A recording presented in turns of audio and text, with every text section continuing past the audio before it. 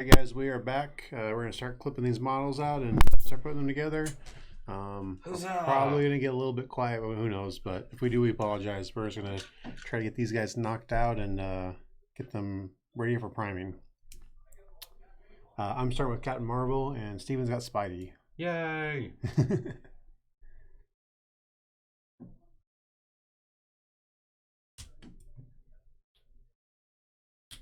It seems like assembly is going to be pretty straightforward. Just because it looks like all the parts have pins that just slot into little holes on the other piece of the model. Which is kind of nice. Means you're less likely to like botch it and have gaps. And we threw paper down in front of us so the boss man doesn't have a heart attack when we glue on the table and don't get it on the model and we get it somewhere else. And also so you guys can maybe see it better. Yeah, possibly. What is number 11? Yeah, I saw some other people who got early copies comment that the sprues are like the pieces are numbered on the sprue, but the instructions make no reference to said numbers. I think it's this piece here. It's that little guy right there. Yeah. It just looks like extra flashing or something from the molding process. Yeah. I did notice though, so the bases come on these sprues of 4, the regular ones, and here and here there's a little teeny cup and a like bottle, so you can have like just some trash floating around in your bases. Oh, that's funny. Because it's New York. I'm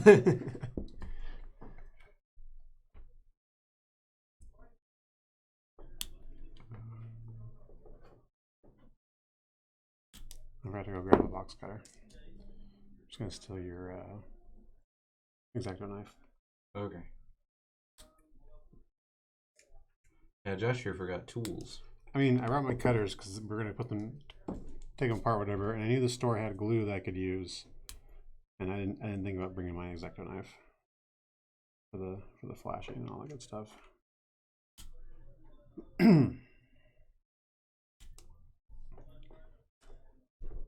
In case you watched the last video and are now watching this video and you're curious as to why we swapped sides of the table, we're having some sound issues and we're trying to troubleshoot.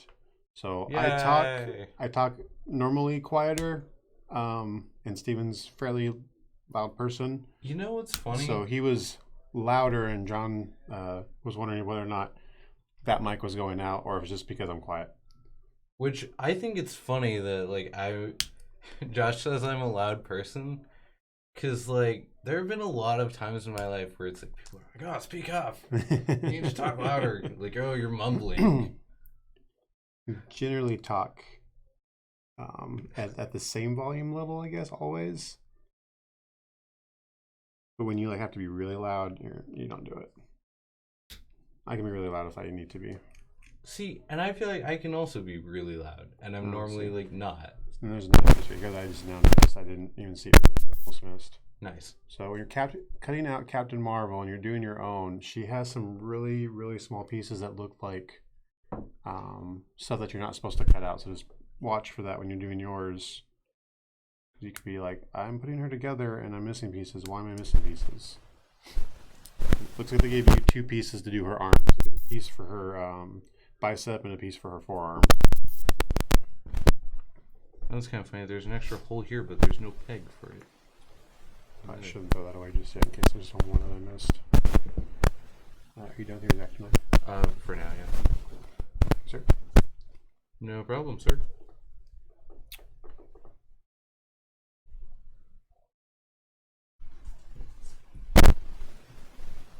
Yeah, the models are nice so far. Then again, we're 2 models in. Well, we looked at them all in the last video too before we got started. Yeah.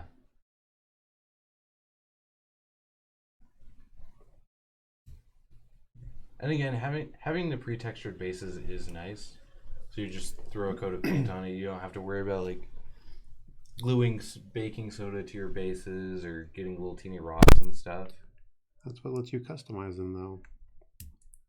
Yeah, for me at least, like that's always been kind of a pain. So most of the time, I just don't. I see a lot of people that put their models together and don't put really any time or effort into the model of the bases. Yeah, and it's like if you do put a lot of effort into the base, they look really good. Yeah. But I just don't.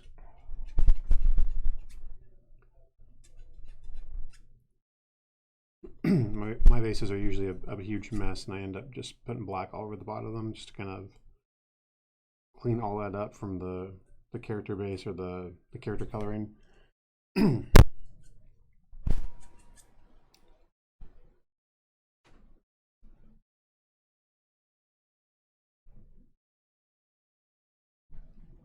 also have a hard time trying to figure out how I want to do my base. Do I want to do, you know, summer area or a desert or, a winter thing? Yeah. For me, it's not so much as far as like what am I going to do with it, like how am I actually going to like pull that off. So I like that the bases are pre-textured, just for me. My concern is always that I'm going to do it one way, and then when I actually run a campaign with the thing, it's going to be in a different setting. Yeah. Why does he have a winter base and we're out here in the middle of a desert? Which I mean, that's not so much a problem for Yeah. miniatures games as it is for D&D. By the way, Josh, most of Josh's miniatures experience is for D&D. I buy a lot of GW models and I use them for D&D. I also buy a lot of the Nolzers and deep cut stuff for my D&D. But it's for D&D. But it's all for D&D. Yeah, you're the guy that buys Games Workshop They models. have some really nice models in the Age of Sigmar stuff. Yeah. And I'm glad that I got my Sepulchral Guard. Oh yeah, before it went out of print. They just went out of print on it. I was like, I'm glad I got one. Now I'm kind of wishing I bought a second one, but Oh well. it is what it is. Yeah. Dom and I was ordering stuff and was letting Dom know about some models that I was finding as I was going through looking for stuff to order. And I found him a whole bunch of caveman stuff. Dom's one of the other guys that works here, is one of our miniatures guys. And he is in the middle of getting ready for the Worm RPG, I think is what the book's called. Yeah. It's a prehistoric caveman kind of scenario.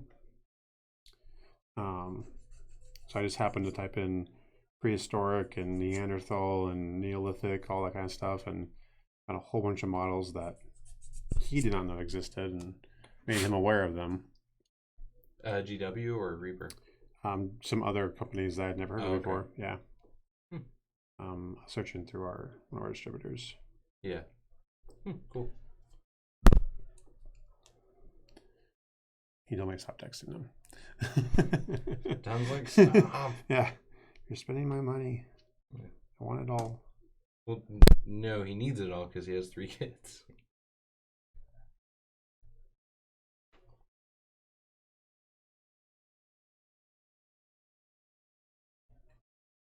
Yeah. I'm excited to start playing games with this. Wish he could have joined us tonight. He's DJ, I think, for a Christmas party or something. Not Christmas, Halloween party at the school he works at.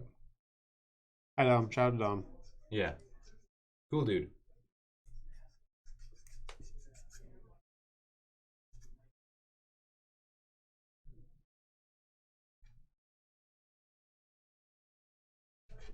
And for those of you wondering why I'd use GW models and whatever other models I can find that meet my purposes in D&D for D&D, I enjoy playing D&D, but when I do models like that, I really enjoy painting them. So finding cool things that I can get excited about. Well, just envision in a D&D scenario or have things I can throw at my characters, like the Warcry thing came out with this gigantic chimera thing, and I'm like, that's fantasy based. That could be in D&D. Yeah. How awesome would it be to have my players going, oh, what are we doing? And then throw this giant chimera at them and like, here you go, have fun with this. I hope Anthony's not watching because he's going to be in my group. Oh, that's interesting. Spider-Man has 2 heads. They look almost identical. So you get to pick one to put on them? Yeah. I don't like that. Yeah, it's just two alternate heads, but they look basically the same. Right? I don't like having options. For me, it kind of depends on what I'm putting together, and what it's going to be used for. If you're gonna give me 2 Spider-Man heads, I better have the rest of the Spider-Man to have 2 Spider-Mans. Yeah, I'm really not sure what's different about these heads. They look exactly the same.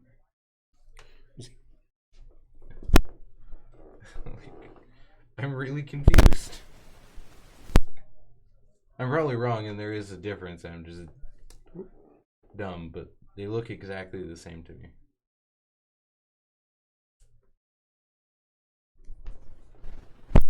Ooh, have you like really done much with miniatures games other than like buying miniatures for D&D? Well, there's the Underworlds that we were playing. I've done that.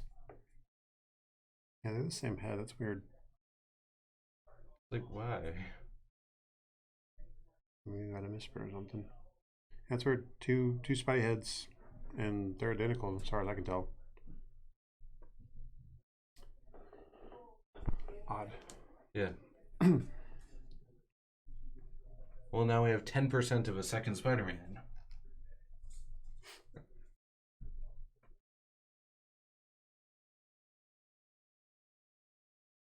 I want a whole second Spider-Man. I don't want 10% of the Spider-Man.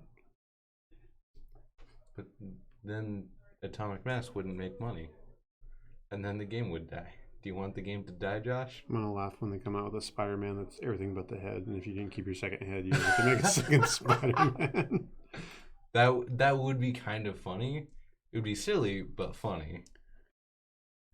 Some sort of Easter egg kind of thing, or yeah.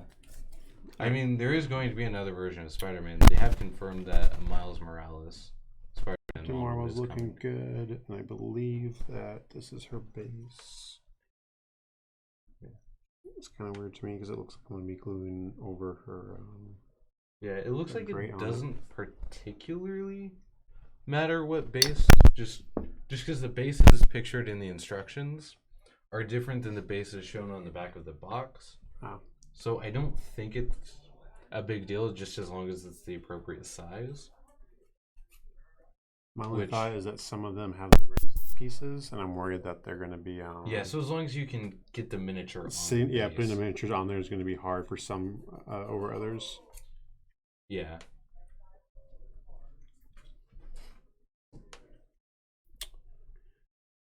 Alright, so it says to go ahead and put body pieces together first.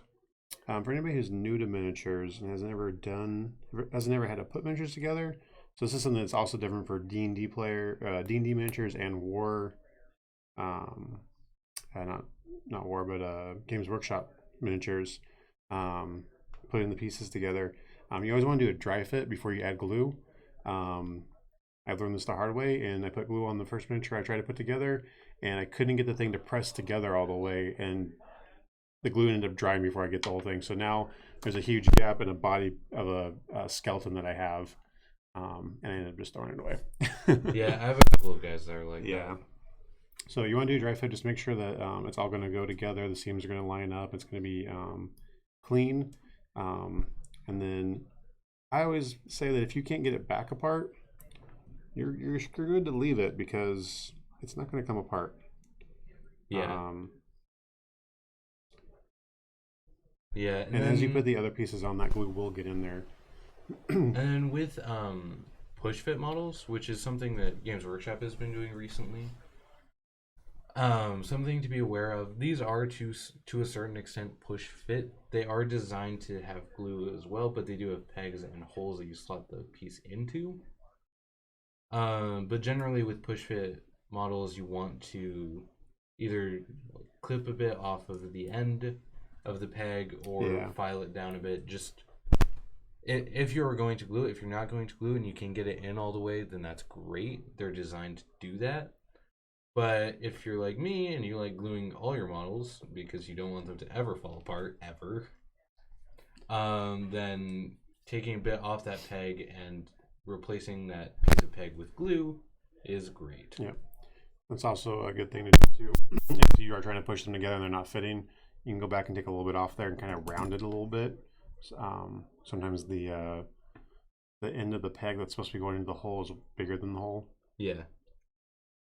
Which that just is how models are. Wishing I have tweezers right now because these pieces are so small and they definitely have to be glued together. I think I might have to put the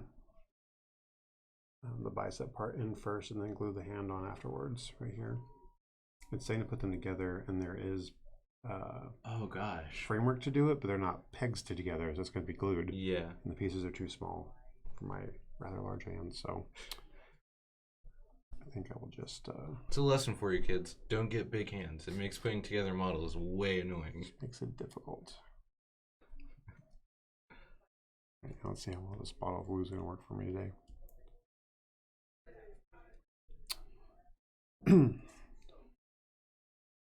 Another little trick for when you're doing small things like this, rather than trying to glop a bunch of glue on this little itty bitty peg hole, I don't know how well the camera, yes, I can take that. I'm actually going to put a little bit out on the paper that I have here and run the, it's not called a sprue at this point, right? No, the frame around it is the sprue. What is this going to be called? A little peg end, butt end, whatever. Actually, just going to rub a little bit of glue on that and then push the piece and know where it goes. And then just give it a few seconds to kind of let the glue start to dry and do its job.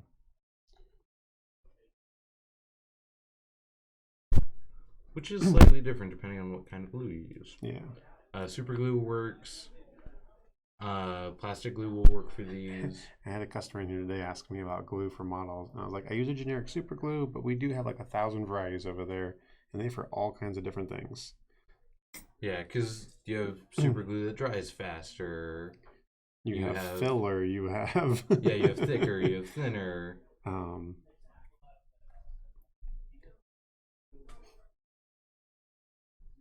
I was just trying to figure out which arm goes to which side. So I don't actually make her a lefty and a righty. That would be kind of awkward. I guess I could probably just stick them in there and see if they look right. So throw her around.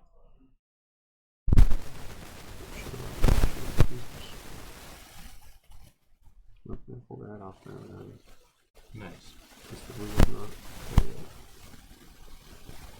Or I need more. I was going to say something, but I forgot what it was, so it's okay. I guess I got the simpler of the two models to start with. Just everything's so small.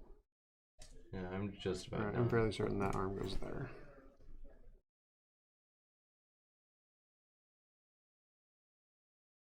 And for anybody that does put models together and gets way too much glue on it and you've got like all this excess, that's also fine.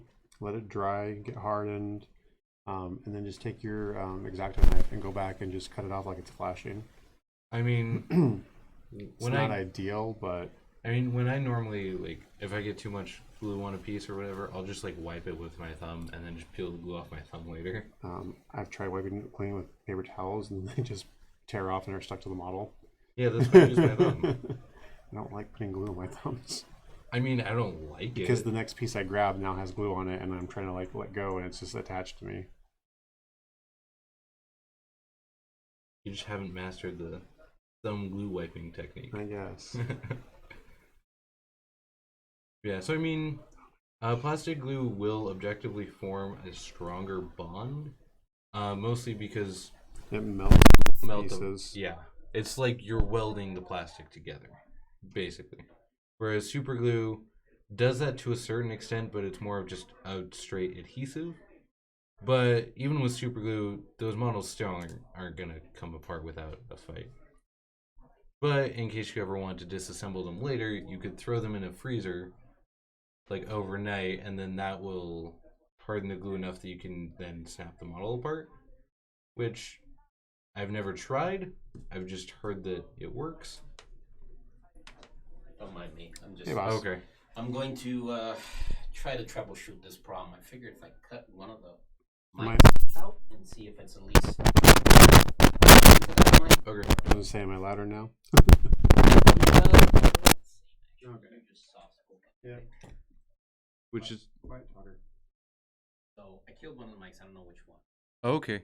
So we'll see if that popping hissing goes away, and that's the mic or that line. Loud snapping noise warning. If you wear headphones, take them off. So it's that one. Well, Yours. yes. Yours.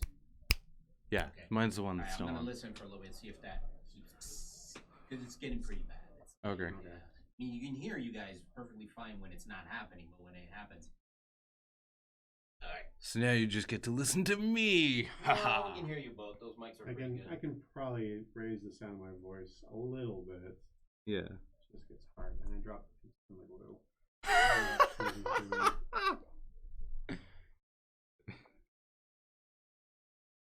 Watch us as we ruin these beautiful, beautiful miniatures. Yeah. Come check us out on November 16th so you can see what I did to Captain Marvel. Spider-Man's going together like a dream. This is great. This is the worst model in the world I've ever done. I don't know why they didn't just make her arms a single piece. Yeah, that does seem like a thing. That was one comment that another person I saw had was like, it seemed like there were just unnecessary bits that were just there for having bits' sake.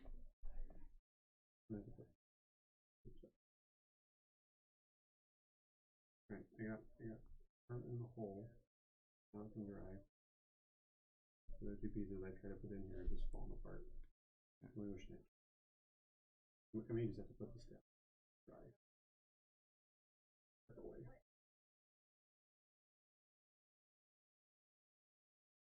Now I look it up. She's gonna be cool too big.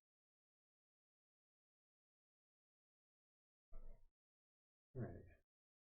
Now we can put her legs together, apparently. What was this again? Captain Marvel. Atomic Mass. Yeah, Atomic Mass. That's a hero.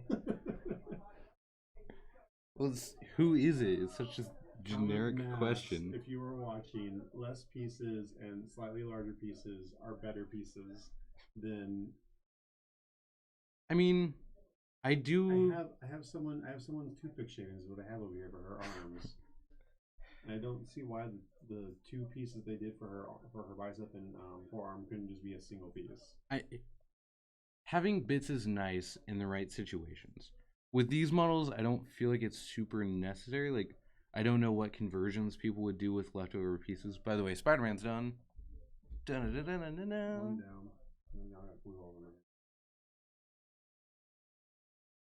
So I'm winning the race. It's 1-0. I would erase you. What else would we be doing? I mean, alright, Captain Marvel has like 10 steps. Spidey's got 4. Next Red Skull. Oh, right here.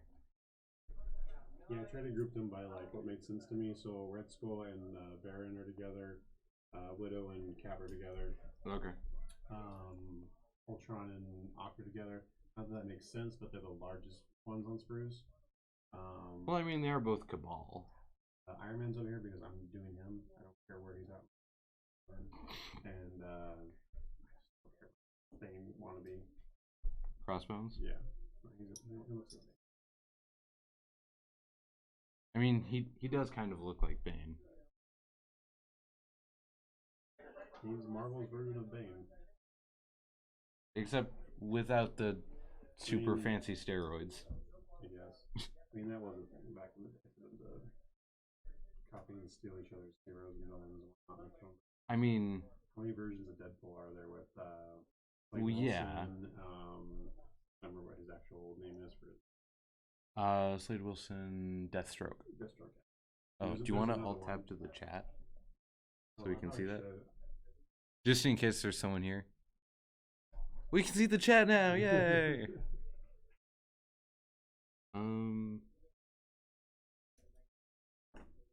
So yeah.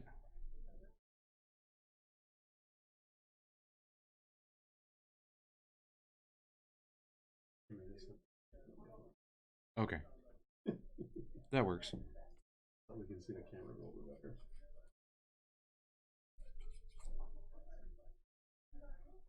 Alright, Red Skull. What are you doing today?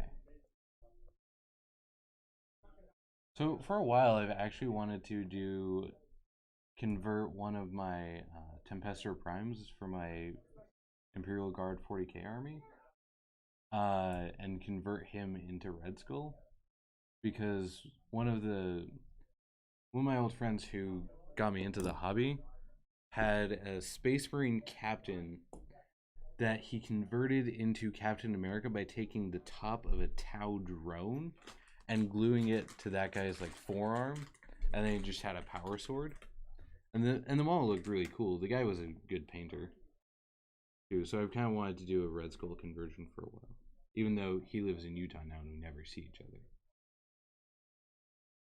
But now I actually have Red Skull. Well, the store does, but you know. There is an actual Red Skull model. Let's go with that. English is hard sometimes.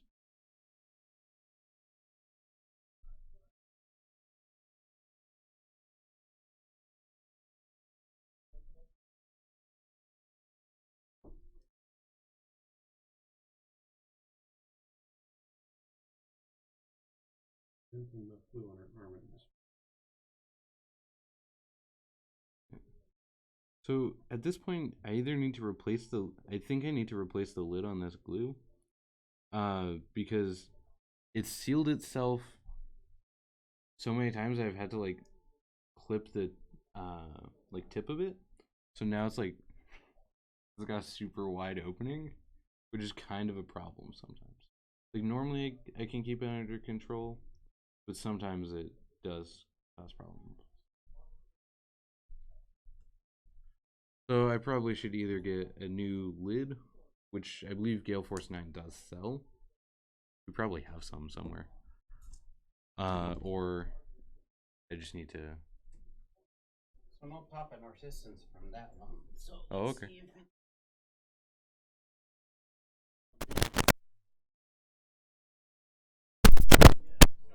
Troubleshooting at its finest. You isolate until you figure out. Yeah. Yep.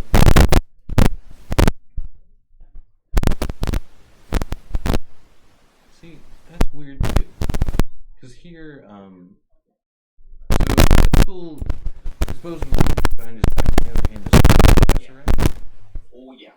Not you guys, just you walk it up to my Nice. laptop. So it's that one. And then is it, a setting or the cable, but I don't know if we're better off just leaving one mic.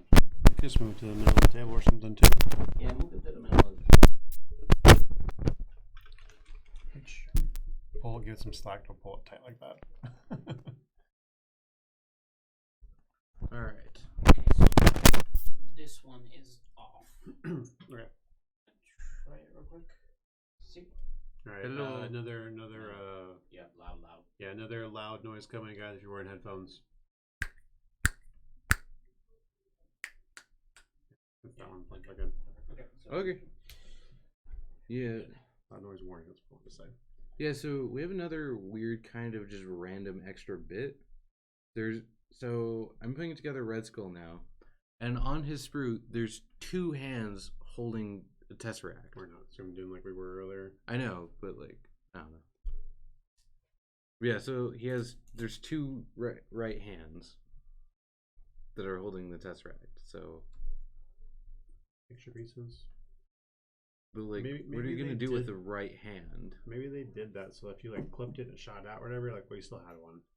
Yeah, yeah, I guess just like a spare. leave that one there, guys. Mess with Wednesday when I get back in. Okay. Or just don't plug it back in. You know what I mean? Just keep it separate so that I know that. The one I gotta have a look at.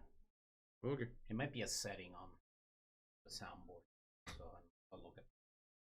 If it's a setting on the soundboard, that's even easier. Right. Have fun. Yep. Okay. Having fun is the plan. That's why it's a game. Well, I guess we aren't technically playing a game currently. I enjoy putting models together. Not Captain Marvel though today because he does not want to be built. I also enjoy painting models. Or building. Painting, I sometimes I really just need to put her down, let her dry. She's falling apart now. Well, that's not good. She's gonna end up being dried and a deformed look. That's not ideal. Not at all. Red Skull is also going together quite easily. I'm putting his boots in now. So, if you guys are gonna do Captain Marvel, do one piece and just leave her alone for a while and do something else. Alright, I'm gonna put her. I'm afraid to put her down now because I'm afraid that I'm gonna put her down and she's gonna dry in a funny position and not in the way that she's supposed to. I think the rest of that's okay. Hopefully she'll lay down nicely. Yeah, I think she's the most aggressively posed. I think the next one over is going to be kind of weird. Do you select this page or can I flip it over? No, I think I got it. Okay. I'm going to go ahead and move on to the next one and see what else I can build. I'm leaving Drop Out for you. Go Okay. ahead and start on Iron Man. Okay. Cap. Fanboy. You know what? Tony Stark is the greatest superhero in the Marvel Universe.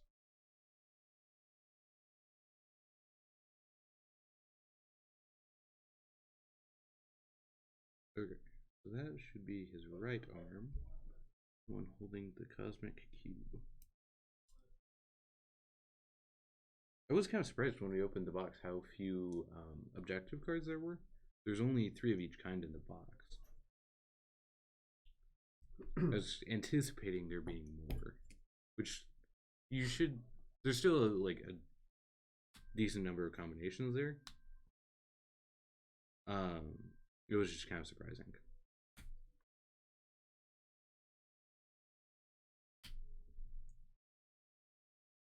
I'm excited to dig into the rules now that This we right have. here is going to be you trying to put on Captain Marvel's arms. That's going to happen right there. Yeah, Right there. I mean, it might be annoying, but wouldn't be too bad. We might need to swap blue bottles for that though. So I have the fine tip.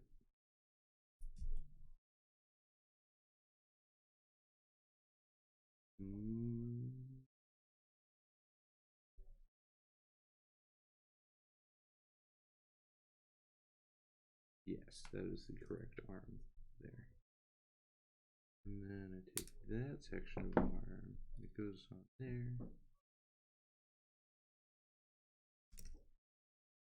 I want to look at something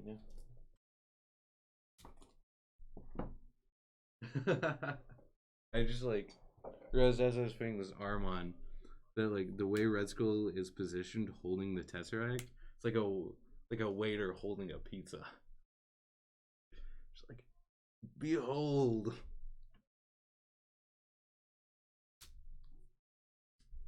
I need to rewatch the Marvel movies. Seeing him in Endgame? no, in Infinity War. Yeah, that one. Put this one in a moment ago. There we I go. don't remember him being there or how that happened or what would cause that being explained really. Yeah. Well, basically, when at the end of the first Avenger, Spoilers if you don't watch the Avenger movies. Yeah, if well, I mean, the first Avenger's been out for like 8 years now. Yeah, I guess there's no excuse for that kind of thing, but like if some you people haven't seen it at this point, like you probably aren't going to. But yes, spoiler alert for Captain America: The First Avenger.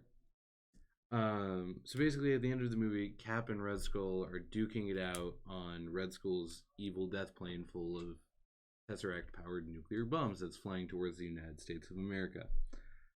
Anyways, so they're fighting, and then Red Skull grabs the Tesseract, and I guess like attempts to unleash its power, basically, and it just starts consuming him, and it kind of forms a sky beam that looks similar to the Bifrost. And then Red Skull just kind of disappears, and the Tesseract plummets into the ocean. I don't remember any of that. So yeah, I definitely need to watch the movies again. Which, I mean, again, it's been 8 years since it came out, so if you haven't like rewatched it too much, then yeah. But yeah, that's the ending of the first Avenger. Spoiler alert, over.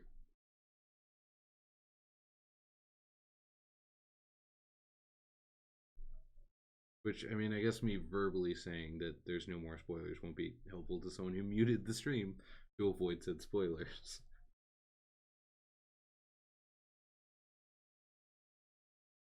I usually start skipping ahead like 30 seconds, so they're still talking about it, skip another 30 seconds. Get the conversation as, changed from changing conversation. My fingers, no. Which, I mean, anyone interested in this game has probably at least kept tabs on the MCU. Yeah. Well, I've glued my finger to Red Skull's forearm, so that's great. This is when it's helpful to have other tools handy. You can... Speaking of which, what's the next Marvel movie coming out? The next one, it might be Guardians Volume 3. Guardians of the Galaxy. Yeah, it might be Guardians Volume 3. I think it is. I mean, they have them announced. They announced all of PS4. I just didn't really pay that. They've got to like 20, like 22 or something. Yeah. And then they have a whole bunch. They're like, we're making these. We don't know how we're gonna get there, or rather, we don't know exactly when we're gonna get them out because these other ones need to be put out first, so that you have the information and storyline makes sense. But that's kind of the plan. But I mean, I can remember 5-10 years ago looking at that thing and seeing the Black Panther movie on there, and that one's come out. So yeah. Which that was a pretty good movie. Where'd the exact in my hands. Oh, I'm dumb. It's okay.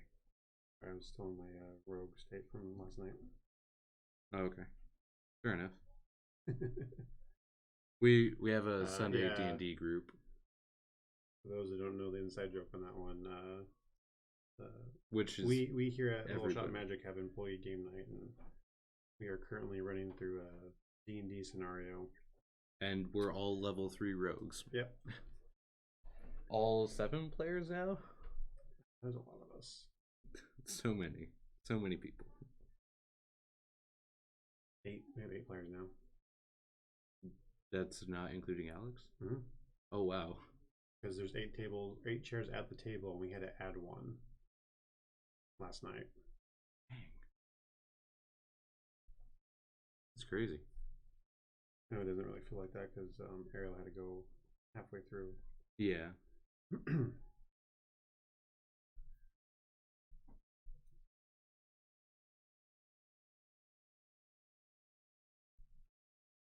Yeah, we need to figure out what we're going to do for the next employee game night. Yeah. Tom says that he...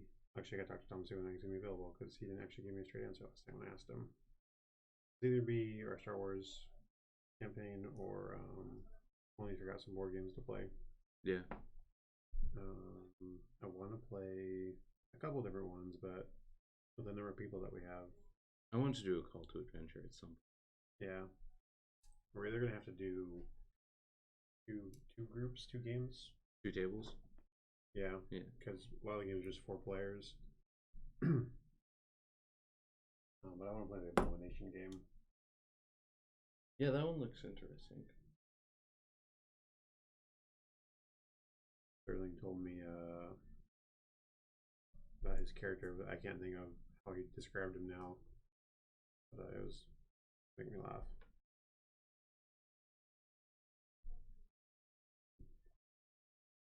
For those of you that want to know what's going on with Abomination, you can also check out that video on our stream. Pretty sure it's been loaded up already. Yeah, those ones tend to go up pretty quick. Yeah. New releases. Who's in knife when you basically? Yeah, go ahead. Basically, you're. I remember if I was told correctly, you're Victor von Frankenstein, and you are creating your own Frankenstein monster.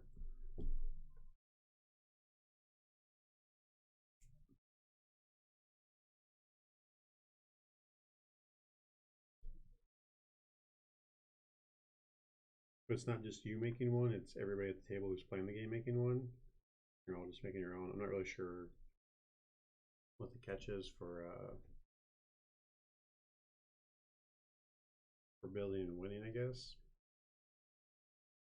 So you just know the basics of this is what you're doing, not how you do it. Yeah, because John and Sterling both came and told me how they made their monsters and what they were, and I wasn't here for the mechanic part of it. It wasn't a long enough story to explain all that to me.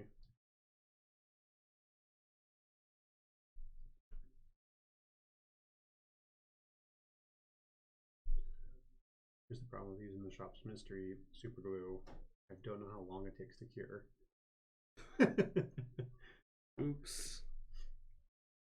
I'm like, can I go back to Captain Marvel now? Is she gonna be ready for me to add on her hands? I'm gonna pick her up. She's gonna be glued to the paper, or she's gonna fall apart. Well, she came up fine. Yeah.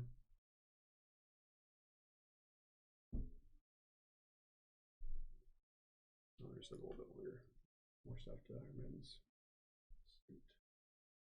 See, they did the same thing with him too. Look at this. I've got a knee to foot. I've got a thigh. Like these are unnecessarily Split up. small pieces. Yeah.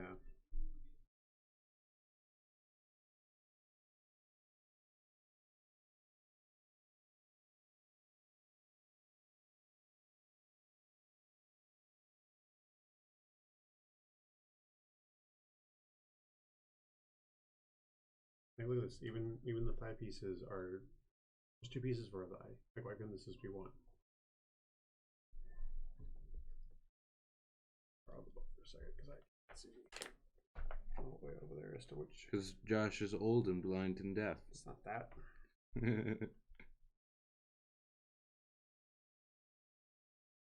Or at least it's not just that.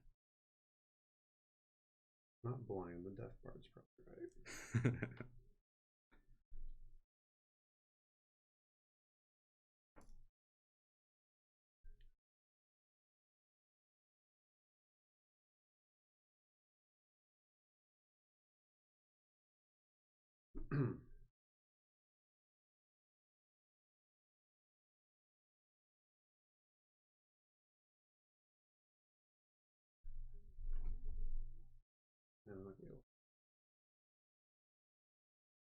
Yeah, that happens sometimes. So I don't like wiping it away. Sensation of like not being able to. I just sort of ignore it. Super glue over the tip of my finger. Alright. Time to attach this person's hand. Right. It's paranoia. No. Right? Oh. Lean farther over. I just realized I've been like doing most of this like out of the shop. Yeah, I am too, pretty much.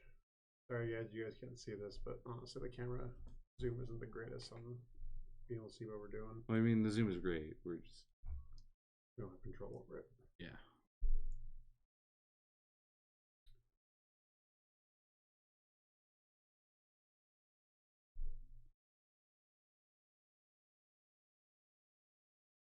For those of you that have seen the Marvel movie, and Tony has like his armor and he calls it to himself, and the little pieces get hit, and the little piece goes. It's what I'm doing right now, putting this thing together. Except it's not being automated by drones. Yeah.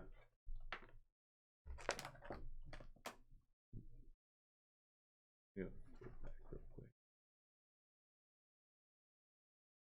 Yeah, so it just goes. Oh, yeah, I was saying it. Okay, so it goes like that. Cool.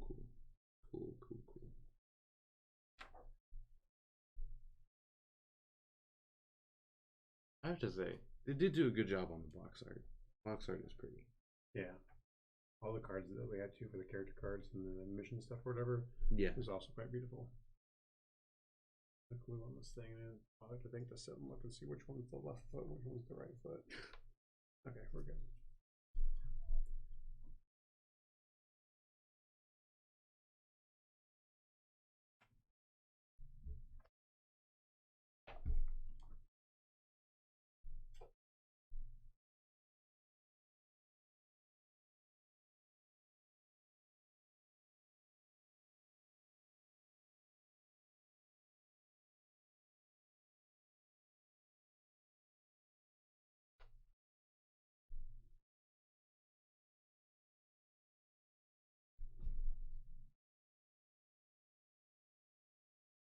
I do like how they like actually put Hydra iconography on Red Skull's shoulders.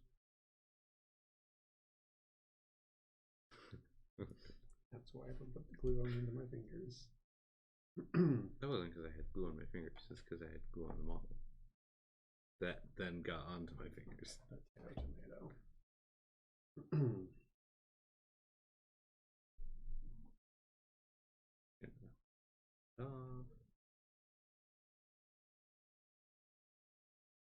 I wonder if plastic glue. Does plastic glue still adhere to your fingers?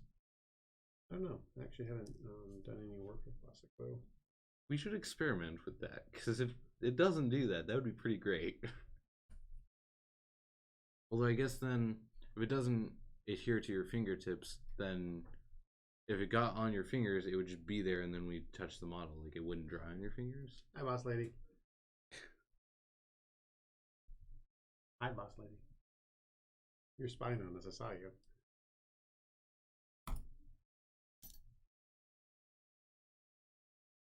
And now for Red Skull's little skull.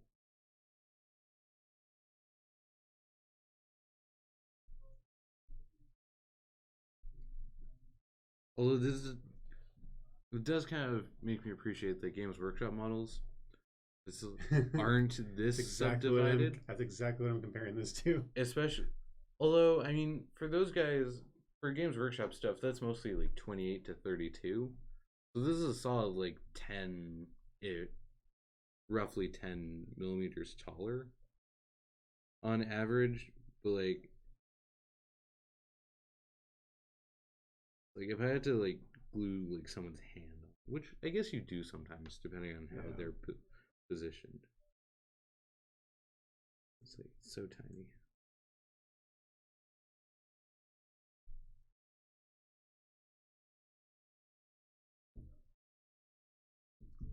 Alright, Josh, it's just about 2-0.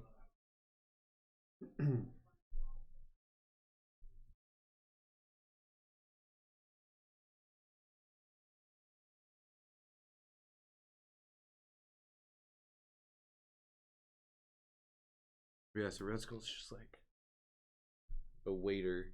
He just happens to be serving death with the cosmic cube.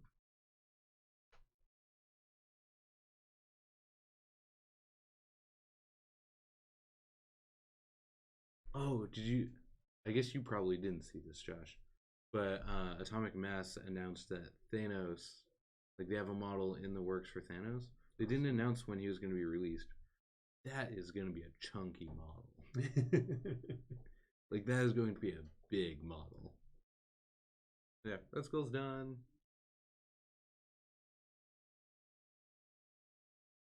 Can't see that much, but yeah, we'll be getting close-ups of these guys and putting some paint on them in a couple of days, and we'll make sure you guys get to see that too as well.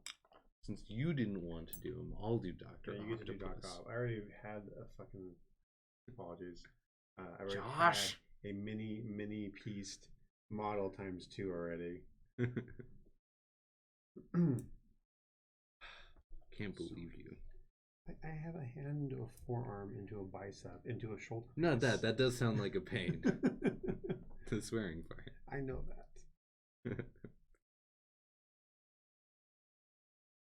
I'm sorry.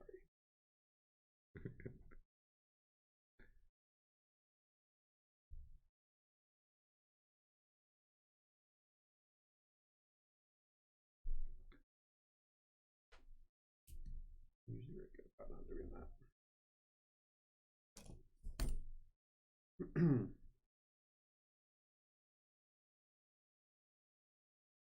I do hope this game plays well. Me too.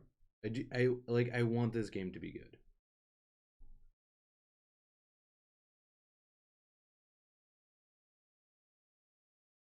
Maybe I'll go home and read the rules tonight. Yeah, I have to do that too, so I can. Just because, like, with a board game, you can normally just like sit down, open the rulebook, and then get playing. That won't super work with a miniatures game.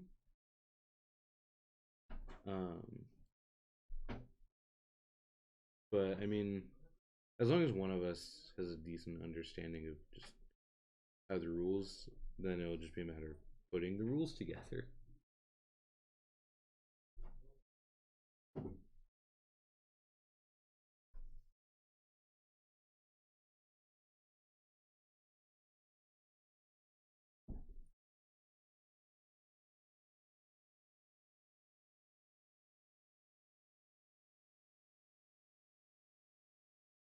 This guy's gonna be like almost as tall as my glue bottle.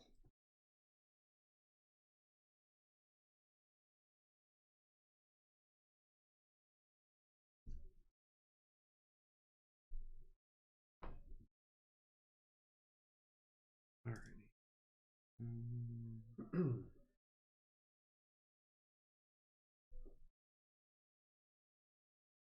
Marvel is pretty much not press fit. She's got all kinds of stuff to like pieces fit to each other, but they're not press fit to each other. They're drop glue in and then set and hold until it dries. Red Skull for the most part was Push fit. stick glue in the hole, put the thing in the hole, it holds itself. Spider-Man was too for the most part, actually. Except gluing him to the beam.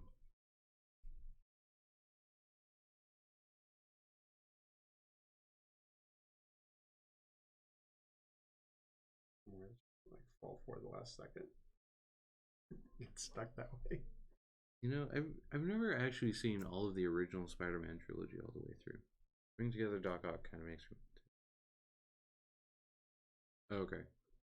Because I've seen the first one, and when 3 came out, I like went and saw it in theaters, like at a drive-in, but I was like 8 and I just fell asleep.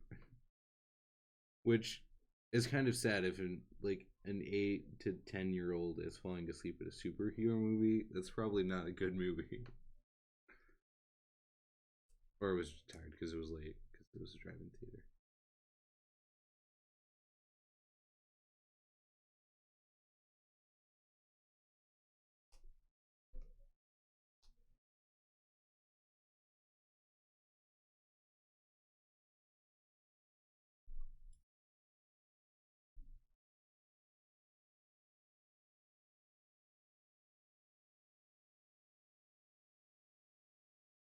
We were going to be crazy, Josh. Challenge each other to rewatch all of the MCU movies before we play a game on Friday. I don't have that kind of time. It's a Neither, lot of movies. Neither do I. It's like 26 movies in 3 days. See who can watch more of them. I mean, we could do that too. Did you hear about the contest they had? I don't know. I think it was when Infinity War was coming, something like that. They paid some guy to sit and watch all of the movies. And like a week before the movie was coming out, they were gonna give him, I don't know, it was like $1,000 plus he got to see the new movie early. Yeah. But he couldn't sleep was like the caveat to it. Oh gosh. Yeah. I would die. You had to just sit and watch all of them. I would. Well, that's probably the only way you could watch all of them in that short of a time period is without sleeping. And then if he fell asleep, he didn't get paid. Oof. I don't know how much of that was true, but that was like a rumor that I was hearing or a thing that I was hearing. Yeah. I saw one contest today where it's like if you donate X amount of dollars to this charity or whatever, you'll get entered into a chance to go to the LA premiere of Star Wars with either Daisy Ridley or Adam Driver. Like, that's tempting. We were joking about that the other day. Star Wars movies are not Christmas movies. Yeah. Because they always get released in December. Well, I mean, so would the Hobbit movies then. They all came out in December.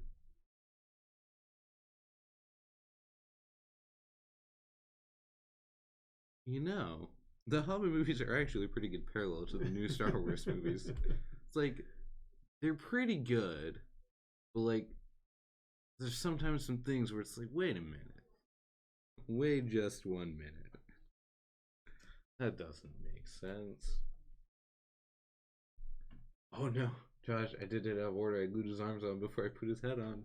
Oh no. Let me get his head on.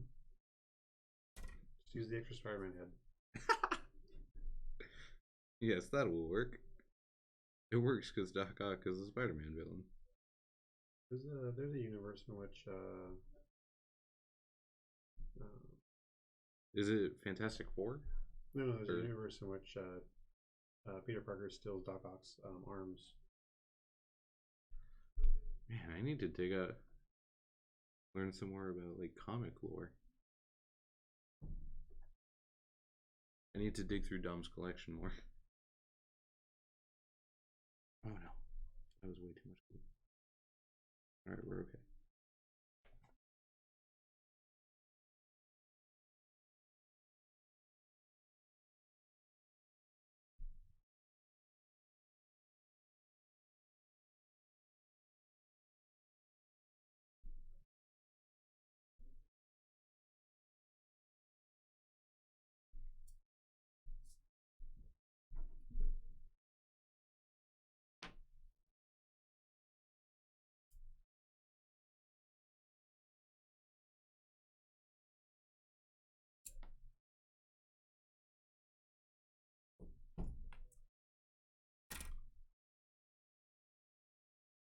This is why it's a problem.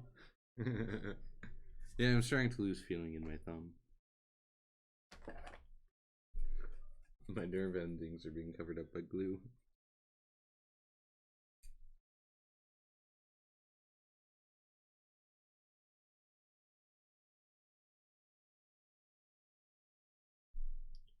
Being worried there for a second because his leg was like, it was not fitting. It was like round hole square peg.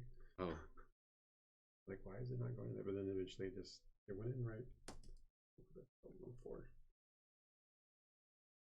It's like, ah, you have too many pieces. That's what you get for being difficult. Pretty much at the point right now where like everything needs to dry so I can move forward. I think I'm just gonna move on to Blackwood. We'll come back to finishing Tony.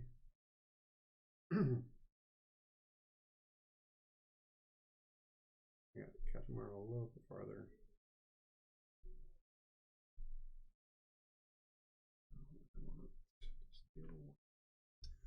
You did both of them. Yeah. Blank one. Well, No, they all have their own blank ones. yeah. So as like, I don't Guess think it it doesn't really matter. matters I'll take this one. as long as they're on the appropriately sized base.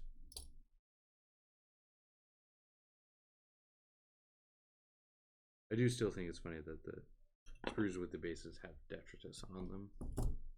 You can model garbage into your New York streets. Never actually been to New York. Me neither. Been all over the country. Widow.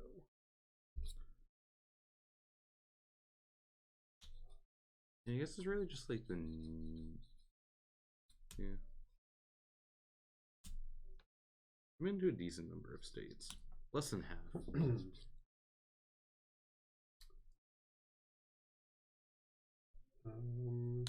I'm young. I got time. Well, I've driven from Virginia across country to Washington. That sounds rough. Yeah, it took me about 3 days, which would have taken a lot less time, but I was traveling with other people. That's quick. And they wanted, I don't know, my GPS said I could have done it in a day and a half or something like that. Well, that's probably without stopping. That was my plan. I was traveling with other people. So you were going to drive 36 hours without stopping? Well, I was going to drive. So I was going to try to do it in 2 days. I was going to drive as far as I could on the first day without having to get any rest really, and then stop at a hotel and then drive the rest of it out. Get the bulk of it in the first day. I ended up traveling with some other people, and they kept stopping every other hour, and it turned it into a 3-day thing, which was really rough. So they were not experienced road trippers. Yeah. Well, like, they had a dog with them. Oh. Dog had to pee, got in the car, stopped an hour later, she had to pee. Drive another hour. So they just needed to coordinate better. Buddy and his wife, and she kept having to stop. I was like, you need to sync your bladder with the dog's bladder. And you need to stop giving water to the dog.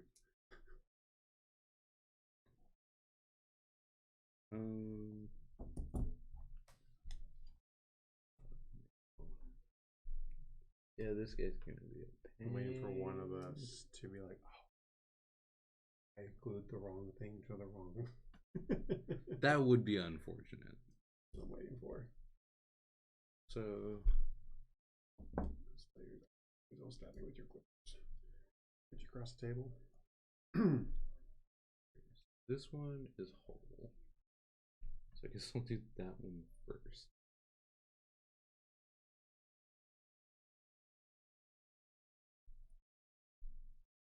Let's starting with the easy one. That makes sense, right? I guess so.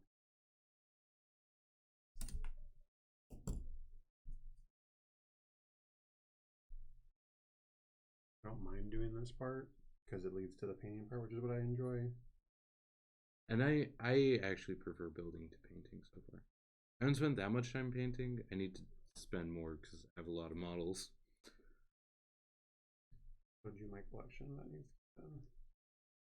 I mean, I probably have just as many. Then again, it's like I feel like I have a lot of magic cards, but then like I really only have like just shy of like I'm probably like mid 4,000s, which is like really small compared to a lot of people I know. I feel like that's not a lot of cards. And well, like looking at the 5,000 count box, it's like Yeah. 80% full. You have one It box? feels like I have one 5,000 count. That's all you have? Well then I have a couple of like smaller boxes with like all of my decks and stuff. But yeah. One 5,000 count box. I have 6 5,000 count boxes. See, like I feel like my collection is big, And but then my like everyone else collection- is just like, And that nope. collection isn't that big. I mean, I have a bunch of other boxes because I'm slowly moving it all over to 400 counts by set. Yeah. I'm just gonna get rid of the bulk because a lot of it's just 30 copies of Arcbound Arcbound Worker from Meriden Block. Yeah. It's like, who needs that many copies of that? I mean, having like 6 makes sense. That was the first set I ever played, and I bought a lot of boosters from that set. Oh, okay. Well, I have so many of them, and they're commons. Yeah. They were commons. I got in around like M15 Theros era. I came back to Magic. I quit shortly after the Traders of Congo, I think, got released. Oh, okay. It wasn't a set that I cared for that I liked. I put a mechanic in it. I still see the cards. They just reprinted one of them in I think it was Modern Horizons. They made these arcane spells, which are a version of instances where you could pay an alternate cost to add their ability to another card, which is a cool mechanic. There's only like a half a dozen arcane instance out there in the Magic thing. They never made more arcane instances. Yeah, so there's just not enough support for Yeah. it.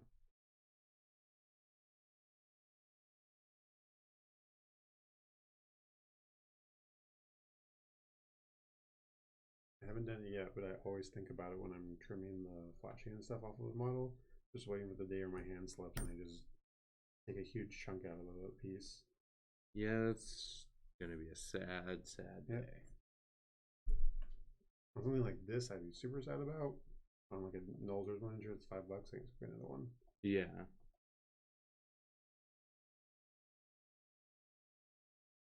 Is this one 3 chunks? Oh no. No? Heck.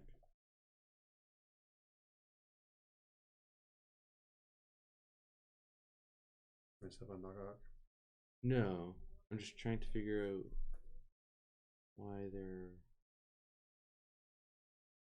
like I'm trying to figure out how those go together. I guess I'll do the other one that is easier. And then by process of elimination. Oh, it's because there's okay, I figured it out. I think. Or I'll mess up Doc Ock, which will be unfortunate. He's pretty cool.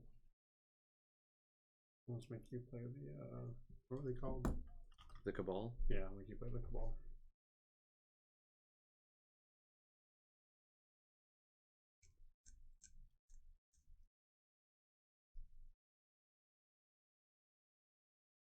I'll give you negative stats for your messed up hawk. And then what happens when you break Iron Man? Don't say such thing. If I break Iron Man, we throw the set out and wait for any demo to come in the store. Like it never happened. I'm not sure how our Asmodee rep would feel about that. I'm not sure how John would feel about that. That too. Should go get a snack.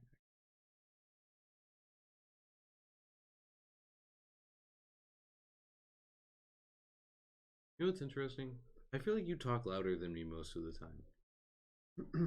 Like, I don't know. Or I feel like I don't talk. I just can be louder if I need to be than you most of the time.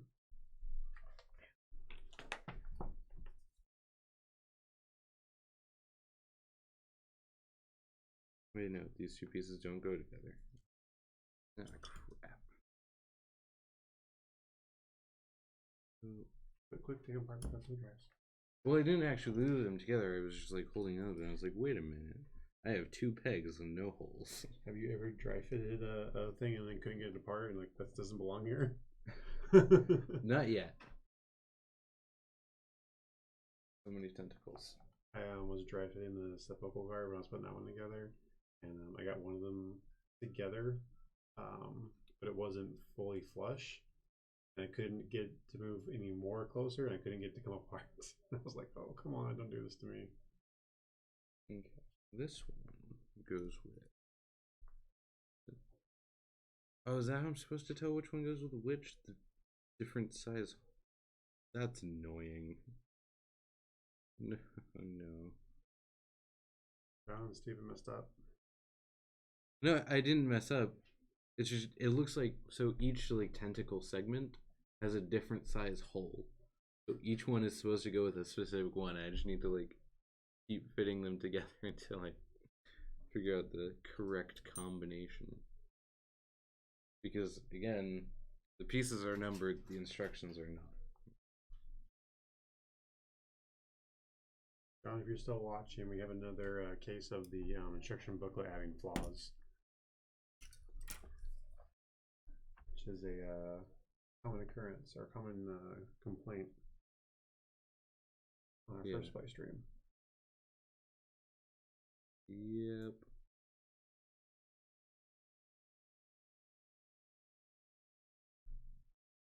These two not match? No, these two definitely should go together, unless I'm crazy.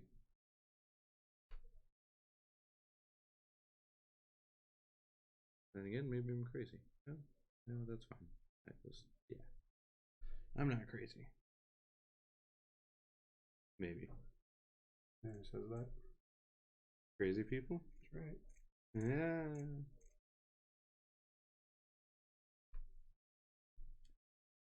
Well, maybe I am. I did dress up as the Joker for Halloween, so, you know. I have the stream over there on my phone. I keep seeing us coming out of the thing in the corner of my eye. Yeah, it's like, what's going on? Like, whoa. I keep thinking the chat's moved up and that might be a question or something. But no, it's just us. Yeah. If you guys do have questions, though, ask them. Yeah, we're kind of paying attention.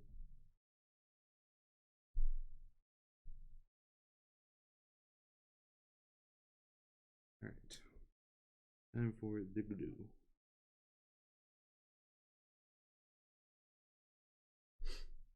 Just a bit. Ah, I stabbed myself with the exaction. But no blood, though, which is good. I'm not breaking the rules. Yet. Have a no blood rule in the store. Break it, you feel it's broke. I have broken that rule before. Don't tell Brooke. I mean, you just admitted to it on stream. Yeah, Brooke's probably not watching. Not right now. John like timestamps the video and sends the link to Brooke. And then I get fired. Hey, you don't get fired. She's gonna kill you. Which I feel like is the same result of me no longer working here. You just get to join the ghost in our elevator. Archimedes will hate me. And then Brooke will hate Archimedes and regret killing me.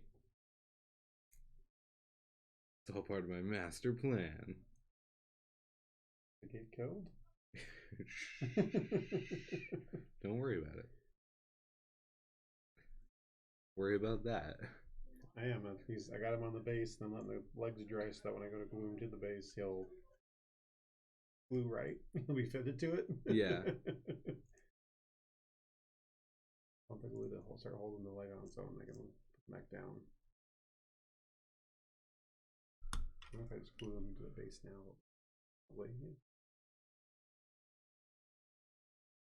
Okay. Now, does this one go with that one? Yes, maybe. Let's find out. See your instructions, atomic mass. I'm gonna do it my way.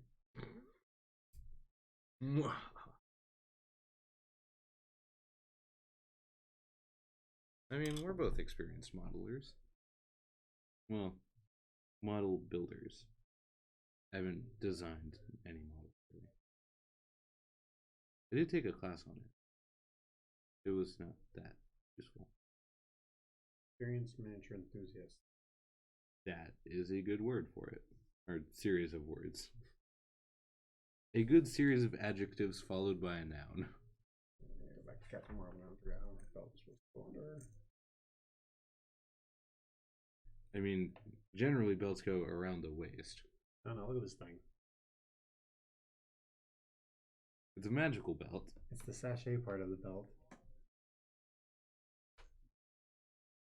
Okay, I assume it will attach to the other part of the belt. Well, I didn't see a clear line for attachment. Yeah. Yeah. And now I see it. There was not a clearly defined hard point. Yeah.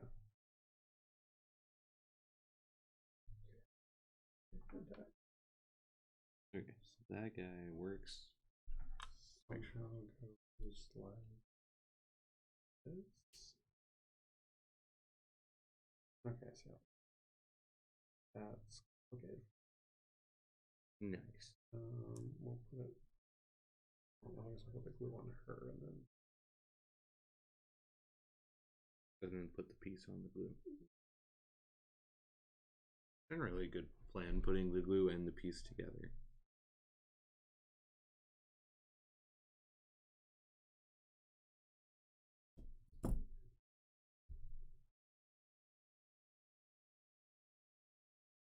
Again, there's no clip or fit point or whatever. It's just pieces that kind of go together.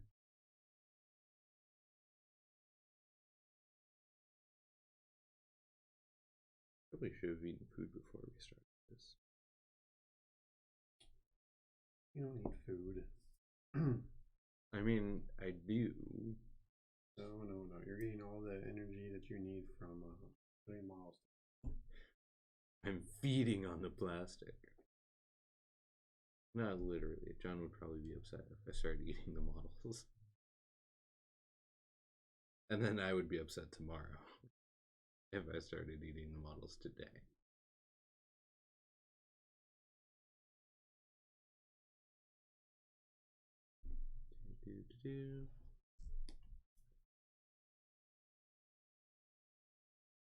Oh no.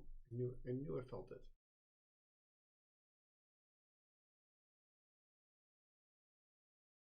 What did you do? I was holding her by the base thing. I could swear that I could feel her swaying in there in her position. Sure enough, she finally rocked out of it.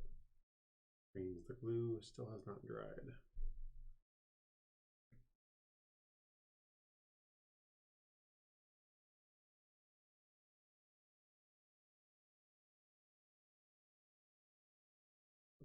That's not how much dry.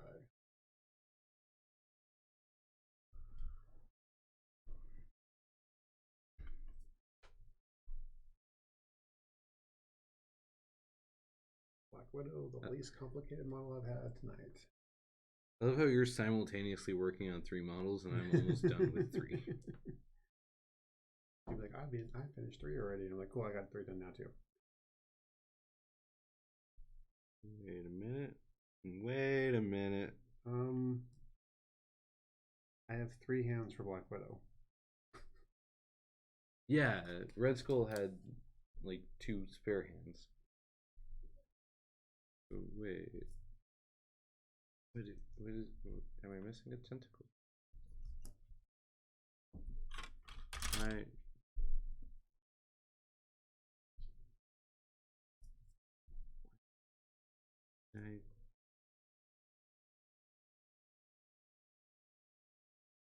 did I mess up?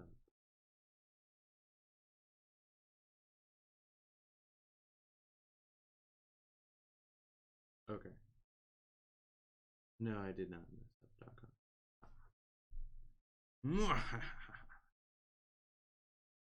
Having too much fun over there, stuff. You told me I couldn't eat, so I just need to sustain myself.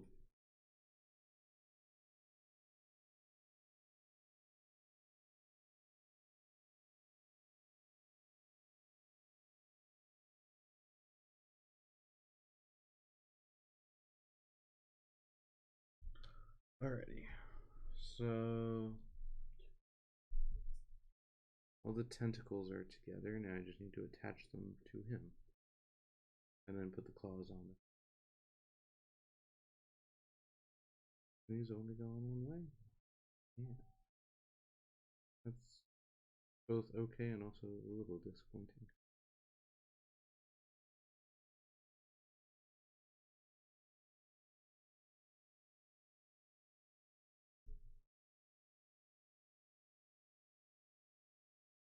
What?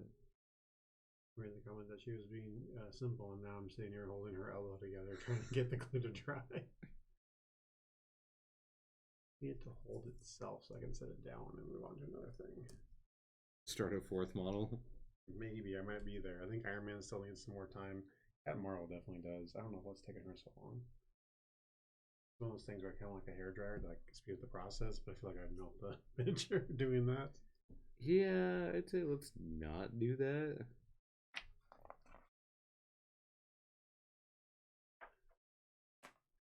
Who's next? I'm gonna leave Captain for you. Okay. I do feel like to a certain extent, I'll do the stupid guy that I don't care about.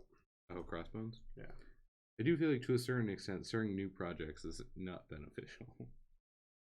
Well, like, I don't know, I do batch painting all the time too, so it's like I gotta let these ones dry, so I'm gonna start working on another one that I need to work on. Yeah. Look at his neck. His head's right here. Do you see that little sprue thingy, whatever? That's like, I bet you that's just a cutoff and it's not needed. Yeah. Also, his faceplate, you have to glue his faceplate on. It's right here, I think. No, it's still on there. The little skull. Oh, that's not what I was thinking of. I have this stuff. Ammo pouch. Yeah, it's just a pouch. For his utility belt. Like, why couldn't that be detailed on the model? Because it's a pouch. Yeah, look. I got a knife too right there. I got it attached to him. Oh, look, another little pouch right over here. But there's so many places you could attach a knife. You could put it on his belt, on his boot, on his face. They have one little slot thingy, so you have to put them in a certain spot. Oh, that's fun. Whatever.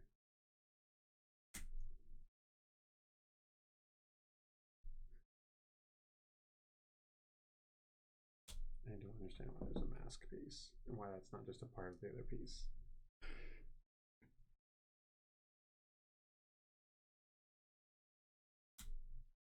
A for effort, dog mask. I mean, the models are. Yeah, no, they're very detailed. They're very beautiful. And I mean, realistically though, how many models have you assembled? So I've got Spokal Guard. I've got 3 of the ghost sets from GW. I can't think of what they're called right now. The Chain Rasps? Yeah. I've not put together Soul Wars one that we wouldn't have these on. yet. Because I just got my bases from you yesterday. Yeah. So I mean, you've built a decent amount. Yeah. But like, have the magma thing that's out there. I can't think what it's called. It's like one of the the magmic invocations for fire slayers. Yeah, I think so. With like the elemental thing. Elemental dog looking thing that was cool in there. All right, now I just need to put the claws on. And we're all set. With Mr. Octopus. I think what else I've done. Did some Space Marines. Why? Who was there? Somebody else. Okay. I was like, why did you have Space Marines? Because they're in space. No. They're Marines in space. Commission job. Commission job. Forget that you do that. Yeah. I'm too busy with my own stuff to worry about doing other people's stuff. Speaking of Space Marine, just finish out those painters, guys.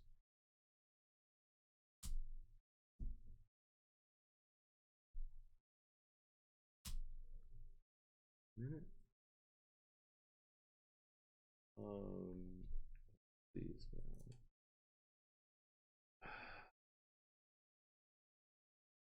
You're scaring me every time you say that. Well, it's just I have to take one of these guys and glue it onto this guy. Yeah, and see, then now you can have part of my frustration over here. That's been every model, every piece. you just need to pick the better side, man. You've been building villains, and I've been building the heroes. I built a hero too. I built Spider-Man. Oh, this is funny. Ah, your argument is invalid.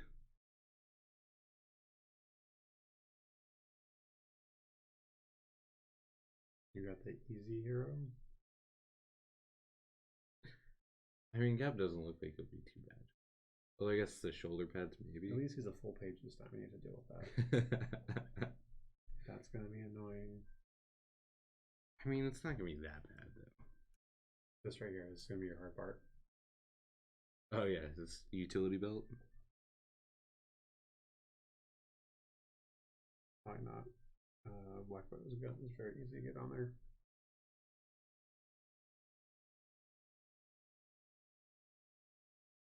The elbow arm that's been a pain.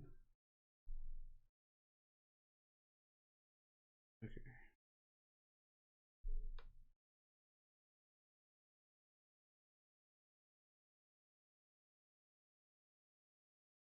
Okay. Now pull it from this end and then take this guy. This. Maybe, please. My fingers are too fat. Gosh dang it.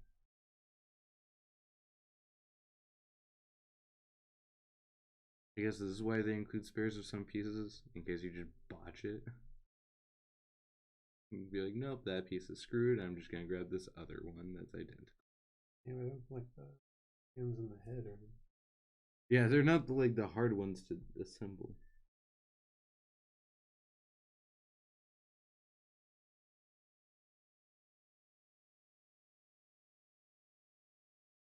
Yeah.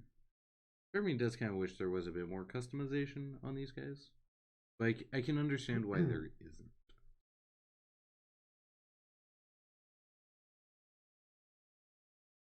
Just because, like, the way Captain or Dr. Octopus works here is like each tentacle has a specific hole that it slots into in his back. So each tentacle has to be in that position, and depending on the end of it determines whether it has an open claw or closed. Whereas, like, I think it would be kind of nice to be able to rotate that around and just kind of make it more unique. Put the closed ones where you want. Yeah, well, and also just being able to position the tentacles themselves as well. But that's just me. The model is cool.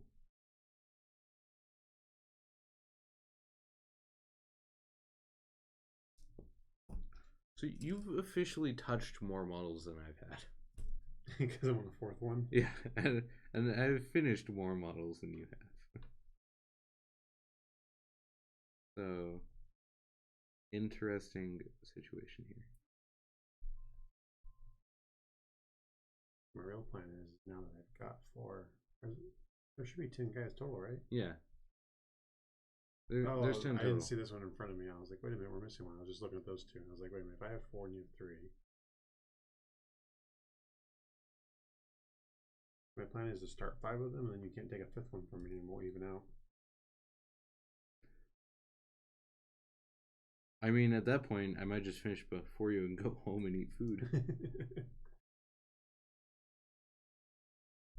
Ah.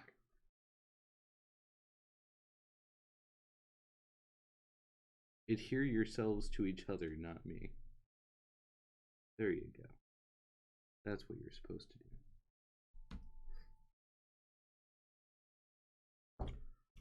Alright, and then a little blob of glue here. And then... This is making me want to call Jessica and be like, hey, you need to tell GW to get in on this and make their models. And show them how to make it look. I mean, GW models, if anything, have more pieces. But that's because there's customization options. You can switch which gun he has. Yeah. Or like you can reposition them differently. These guys just have lots of model pieces, but they're one pose. The GW one pose models don't have many pieces. So it's like finding that balance. Like, just put that knife in there. Was that really necessary to not have the knife already attached?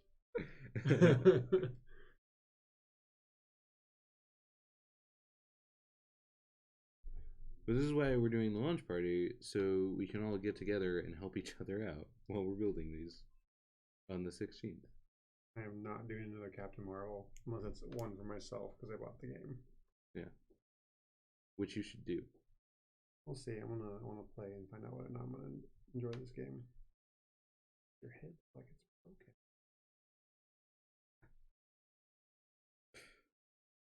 It can't be right. Everything's going just fine over in this part of the world.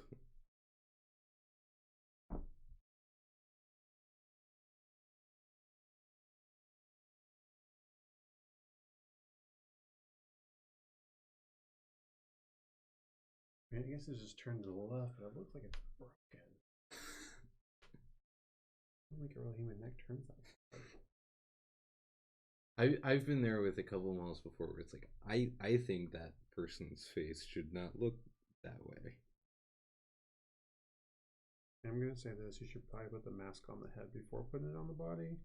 I was thinking that it might be easier to hold the body of the torso to put the mask on, but now I'm thinking maybe not of. Nice. Well, because now his shoulder's kind of in the way.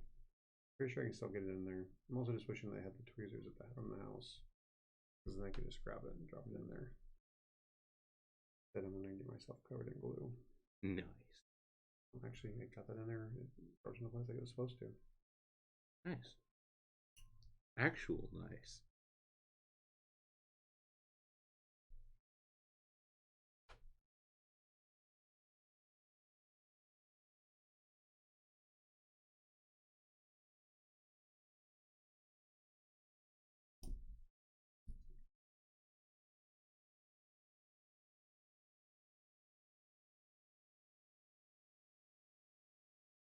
And then look, here's a little pouch right there. The one I showed you earlier.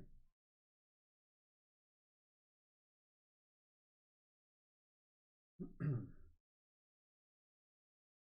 love how you gave me Doc Ock. He hasn't actually been that hard to put together. Oh, you're still working on it over there. Well, yeah, in the time that I have one more piece to glue on, and then he goes on the base and then it's done. In that time, you have worked on 2.5 models, and none of them are finished. So I told you I'm just trying to get 5 going over here, and then you can't. That's what I didn't want to do. well, I mean, We I did could the if I same finished one amount. of those So before. you don't you dare reach over and take any of my models. Alright, then I'll just go home sooner. Like I said, and go home and eat food. But I didn't eat dinner. I made dinner, but I didn't eat it. I'm not ready to touch Captain Marvel again. She keeps Let me know if you need help. Oh, I'm good.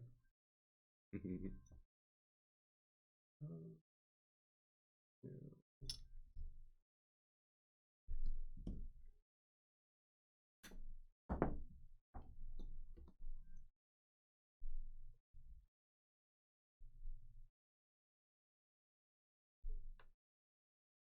Alright.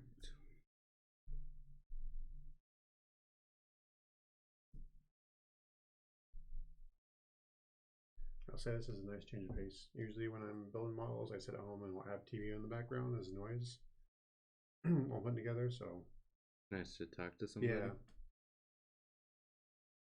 Yeah, I like talking to people too. Maybe that's why I get bored painting. Because my like painting station is like in the way back of the house, and nobody else is ever in that room. Yeah, come join me and Dom when we do our little painting sessions here at the store. Oh, I didn't realize you guys were still doing that. Yeah, whenever we both have some time off and can do it. Oh. Well, let me know. We announce it to everybody. We haven't done one in a little while, but yeah, because I was thinking, it's like I feel like it's been a long time since I've heard about one of those. He's been kind of busy with school stuff and and kids. The new baby. Yeah. Not how her arm goes. Supposed to be down the front, so I thought.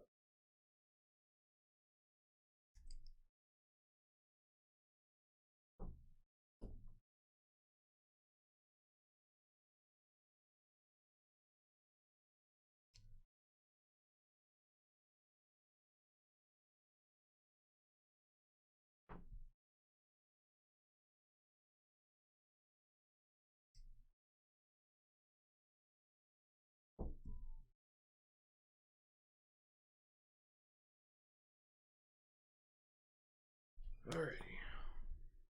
Maybe once I finish my 5 models, I'll just start reading you the rules. I guess I can't because they're in the same book as the instructions. Okay, so torso pouches, right arm, left arm. Okay. Yay.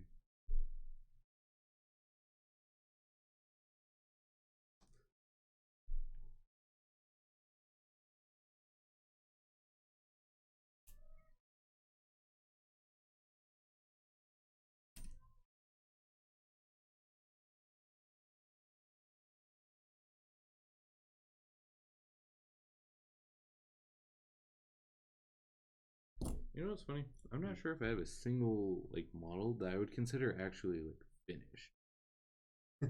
I have some guys that are like 90% done. They just need to like finish doing their feet and then shape them.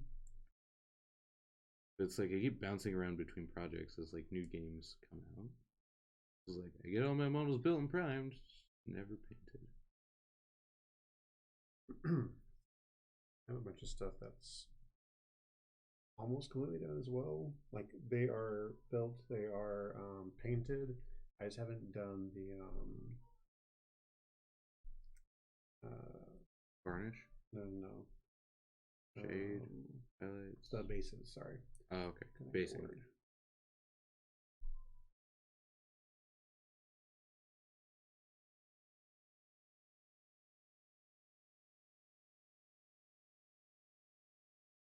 Yeah, there's one nice thing about like miniatures as far as like basing. You can pretty much base them however you want. Yeah.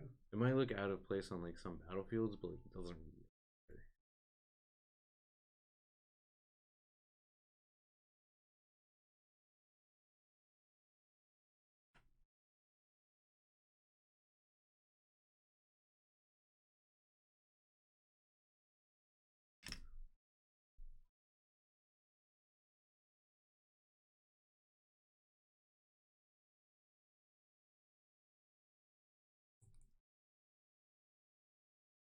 One of those things that I hit where it's my fingers are sticky and it keeps grabbing me as I'm trying to like let go. Yeah.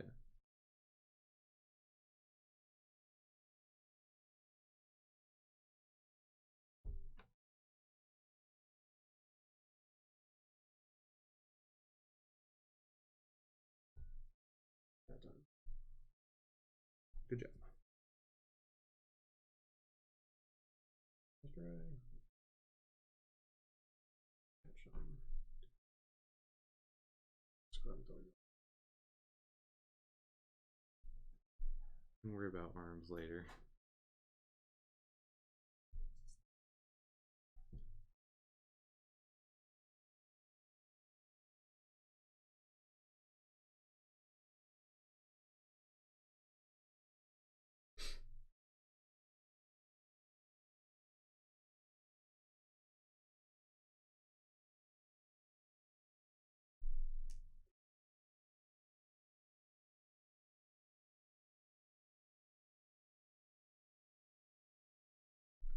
Yeah, I saw someone do something really cool with Cap's shield.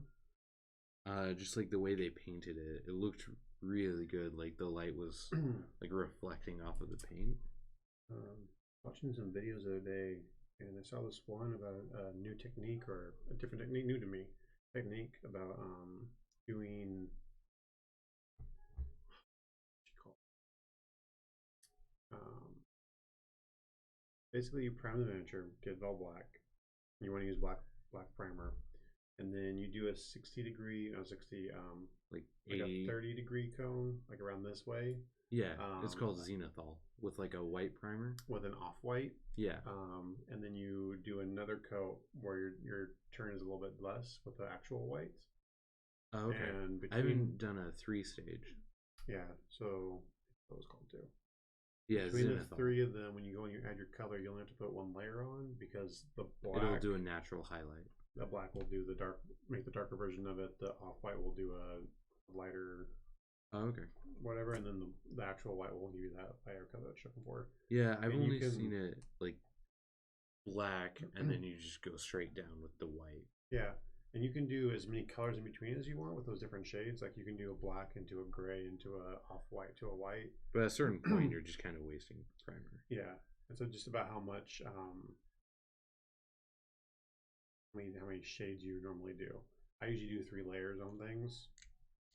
I usually do my base coat, something a little bit lighter, and then the lighter color that's in the same spectrum. Yeah.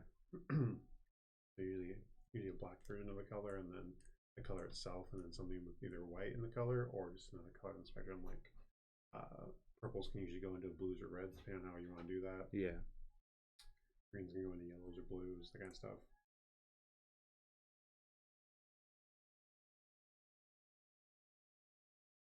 We got a couple messages. We got someone named Justin Fournier. I hope I didn't mispronounce that. Says, one day I'm gonna move to Vegas. Hope you guys have D&D all AL nights more often.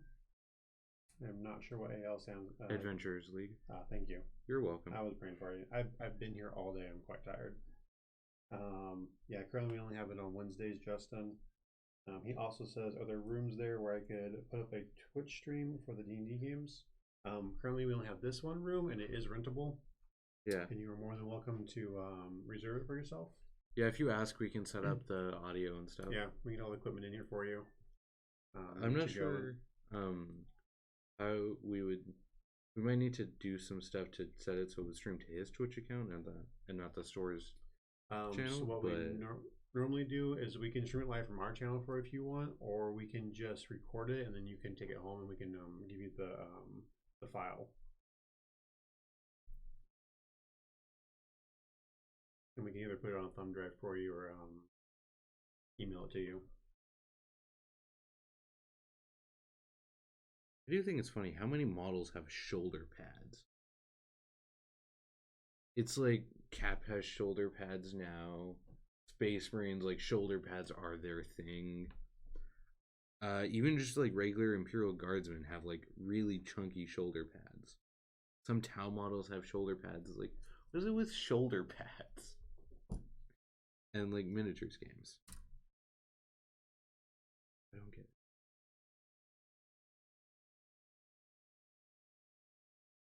Also, hi Justin.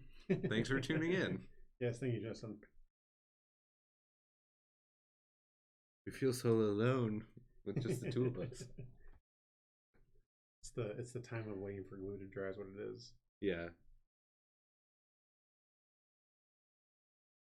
It's not even smelly glue too. It's just there's no point. If there are fumes, I don't smell it. Yeah. Wish I brought my glue from home. I really had the thought of the shop has glue. I'll just use that. Yeah. And I was like, I'm just gonna bring everything I may need just in case. It's just the Boy Scout in me. Be prepared. Take all the things you need and more. I'm glued to it right now, and if I pull my hands off, I'm taking that little pouch I had glued to it with me. So you're just gonna sit there for a couple minutes? No, I'm trying my hand off. I like the pouch. There. Oh wait, no. This is the wrong shoulder pad. Not to like on my pouch. I went to model number 4. Nothing's gone wrong so far. Took me a minute to figure out Doc Ock's tentacles, but other than that, everything's fine and dandy over here. I heard a lot of oh no, that's not good. Well, yeah, that was me figuring out the tentacles, but then it ended up fine. Yeah, so like again here, like I have extras of Cap's pouches. Like why do I need 2 sets of pouches? I mean, you can never have enough pockets. I mean, yeah, but there's nowhere on the model for them. Those are your customizes. Okay, so his secondary pouch is also an extra pouch that I don't need. I have a hand in the pouch that's extra right now. See, I have a hand from Red Skull, a head from... Yeah. You know, we might be able to cobble together an extra random miniature out of all the random extra pieces. Because we have a head, we have a couple of hands, we have some pouches. What more do you need? It's trash. See, oh, no, you don't even need to play Abomination. We can just make our own Frankensteins. We still have the trash pieces to take. Yeah. Which again are a really nice touch. Yeah. I'm really happy about that. I'll leave them on here so they don't get lost. Okay. I was gonna take them that off, seems but logical.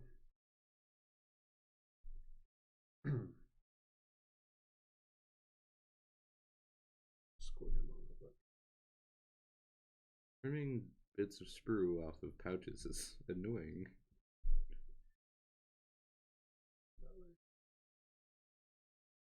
No, you should do it the right way.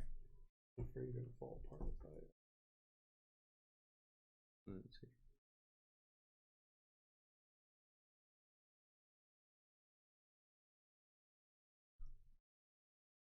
Okay, I have 2 done, and I have 2 with no arms. Nice.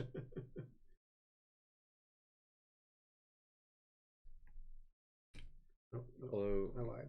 I have 1 who's fallen over. Well, Crossbone's arm is like bent backward. Right. I mean, like, I don't think it really matters. It went into the hole that way, right? Going for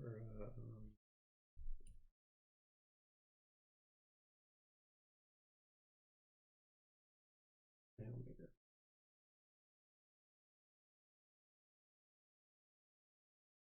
You mean a haymaker? Yeah. Man. I was thinking Hail Mary, and then I was like, no, it's a haymaker. So you said Hail Maker. Yeah. Noise. Hail Mary maker. English is hard. When you're tired. Which for you is constant. Yeah. I get it on sleep last night, but that's my problem. I feel like you say that every time I like meet up with you to do something. It's like, yeah, I didn't sleep last night. I have insomnia, so I don't sleep. I have the opposite problem. I sometimes sleep too well, which I guess isn't really that big of a problem. It'll usually be 3 or 4 nights of not sleeping well, and then 1 night of sleeping way too long, but getting plenty of rest and feeling wonderful. Yeah. I'd rather just get decent rest at night. Yeah.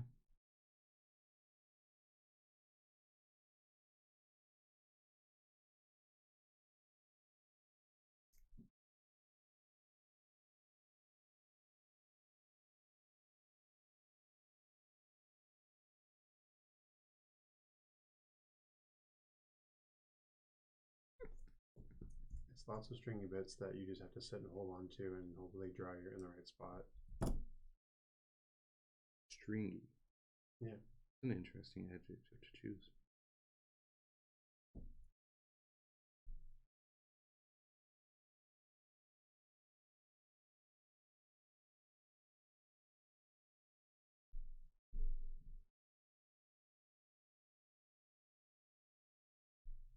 You can never have enough pouches.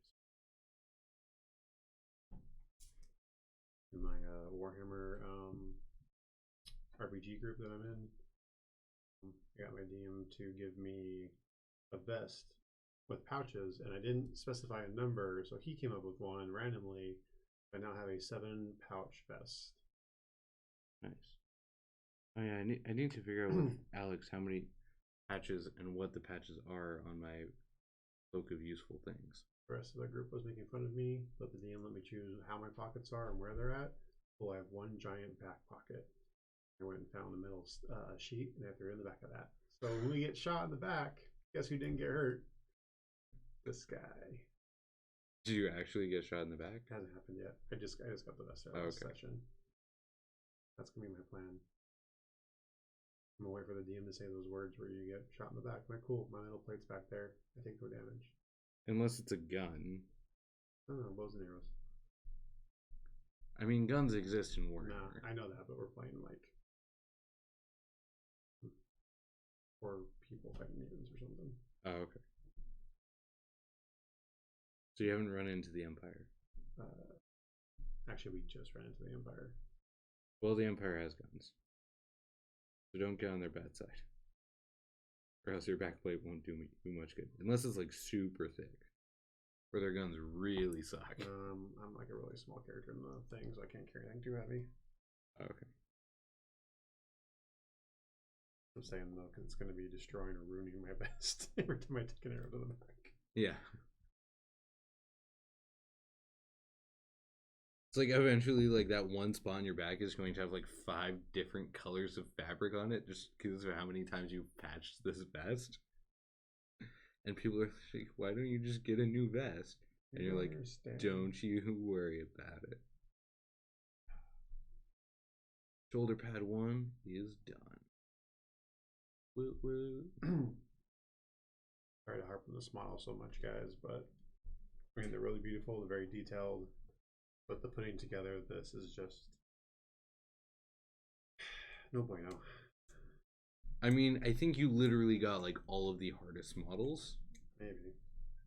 Because like I've had no problems over here.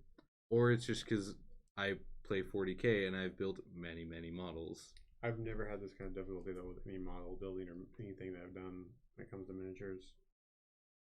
Before I throw Tony's thing on there. I was looking down and I saw the other hand for Captain Marvel I haven't put on yet. And I thought it fell off and I didn't notice. I was about to be a little bit upset. Wait, just now you're going to be upset? I thought you already were. No one saw me decapitate Iron Man. Nice. I mean, no one saw it, but everyone heard you say that you did it. I pushed his arm into the socket and his head just popped. Nice.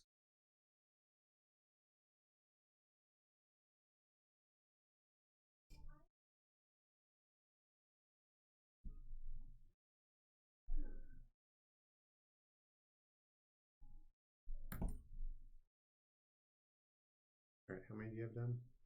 3.5. I have 3 and 1 arm less, so 90%. Now I'm gonna take Ultronics. I said I would leave.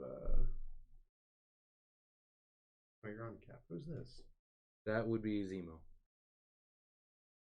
You did one of the big ones. I'll do one of the big ones. Okay. I'll leave Zemo for you.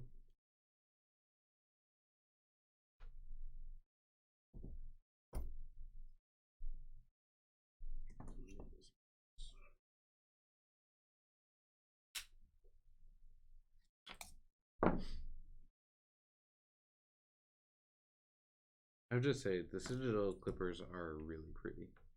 They just kind of look nice.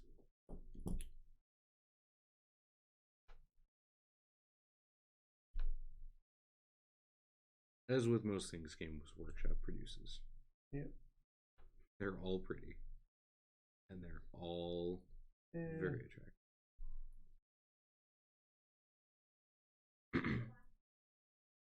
don't know. I don't care for any of their Blood Bowl stuff. Yeah, I mean, Blood Bowl's not really my thing either, but like almost everything else, I'm at least mildly interested in. That also kind of upsets me because a lot of those models, I'm like, oh, these would be cool if they weren't wearing, football uniforms and stuff. Yeah. Which, I mean, Blood Bowl for me was, for the longest time, there just wasn't a team that I was super into. Just because in, like, Fantasy and Age of Sigmar, like, I'm really attracted to the Seraphon / Lizardman. Which is kind of ironic, because I've started, like, a couple of small Age of Sigmar armies, and neither of them are Lizardmen. But they were my first love in the like Age of Sigmar / fantasy range. Was the Lizardman, and I will be starting an army soon. I just haven't gotten around to it yet. I have too many projects,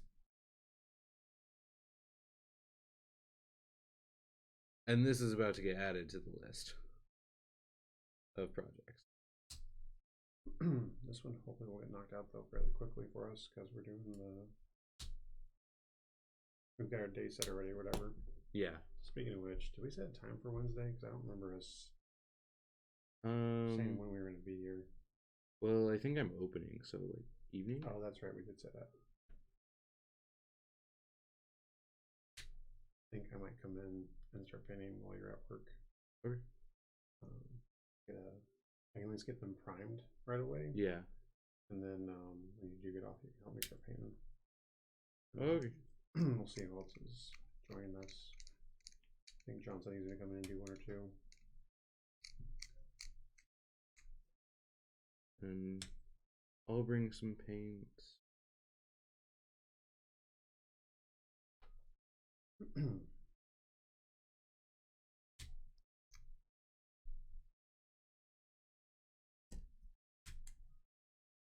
Make sure and bring red, white, and blue. Why would you need those colors? Because Captain freaking America. I'm going to need some Hot Rod red.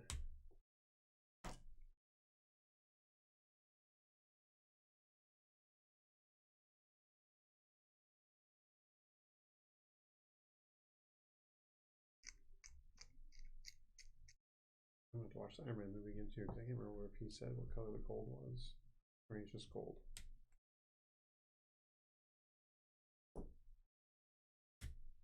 And I'll watch all 3 Captain America movies. Did I tell you about the whole AI thing? Maybe. It's a fan theory out there right now about Tony Stark. All right, more spoilers about the Endgame movie. That's the new one, right?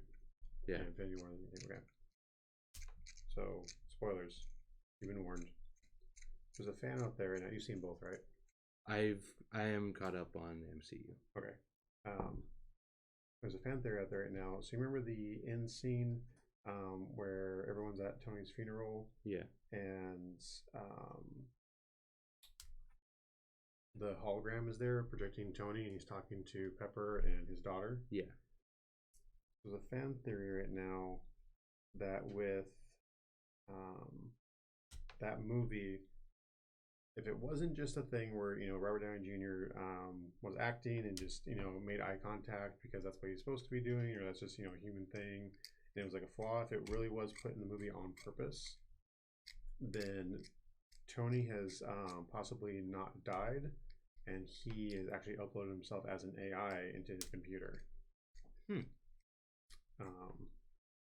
So he is going to be the next Ultron. Pretty much. They think that's possibly where the Marvel Universe is going with their thing, because in the comics there is a AI version of Tony. He does upload himself, but he's there for future generations to continue helping defend Earth. Okay. The fan is pulling things like the fact that in the Age of Ultron movie, Tony's whole thing is about having a suit of armor around the world.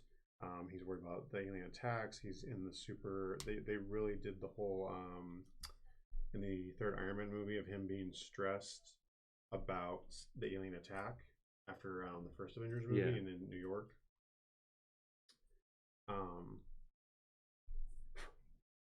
And so in the comics, he does upload himself, like I said, as an AI. So they think that he did that in this one because in the end scene, he walks up to his daughter and he makes eye contact with her and says, "I love you 3000." So if Tony had pre-programmed a hologram to walk around the room, how would Tony know where his daughter was going to be sitting? Right, yeah. If he did make Sentry Network or whatever, that was going to be able to detect where they were so the thing would interact in that way. Why did he make eye contact? They think the hologram is actually Tony's AI, like Jarvis or 80. Friday. Friday, yeah. And that all this has been kind of leading up to that. And supposedly there's been hints that Robert Downey Jr. still has some small parts to play in the Marvel Universe, that he's not actually going to be gone, but his main role as Tony Stark is dead. I'm curious to see what happens in the future. And they also are talking about possibly bringing in a female Iron Man, which is kind of the whole reason why they were making Pepper in the final fight scene as I forgot what her name is in the movie. Because Tony's Iron Man, Brody is War Machine. War Machine, and then she's got a name too, and I forgot what it is. But that's supposed to be foreshadowing of the future female Iron Man. Okay. And I don't remember what that iron suit person's name is either. She has her own name.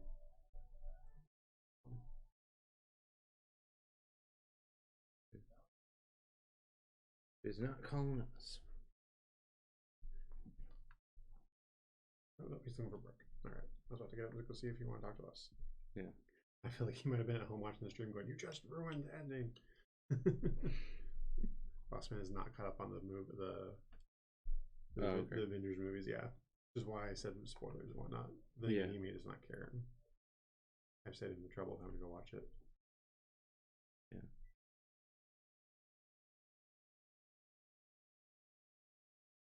That would be kind of funny though. I mean, I said spoilers. Yeah.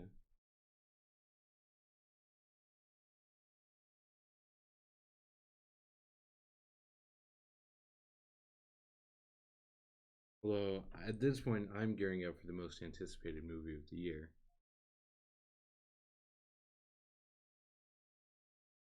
Being Star Wars: The Rise of Skywalker, which is definitely more highly anticipated than Endgame was. I'll watch it when it's Redbox. You're not gonna go to the theaters? No, I don't care about Star Wars. I've seen them all. How am I friends with you? We play Warhammer together. No, we don't. Yeah, we do. We played Underworlds like 3 or 4 times now. Yeah, I guess. I guess that is technically Warhammer. And I was here the last 2 Tuesdays. I'm like somebody.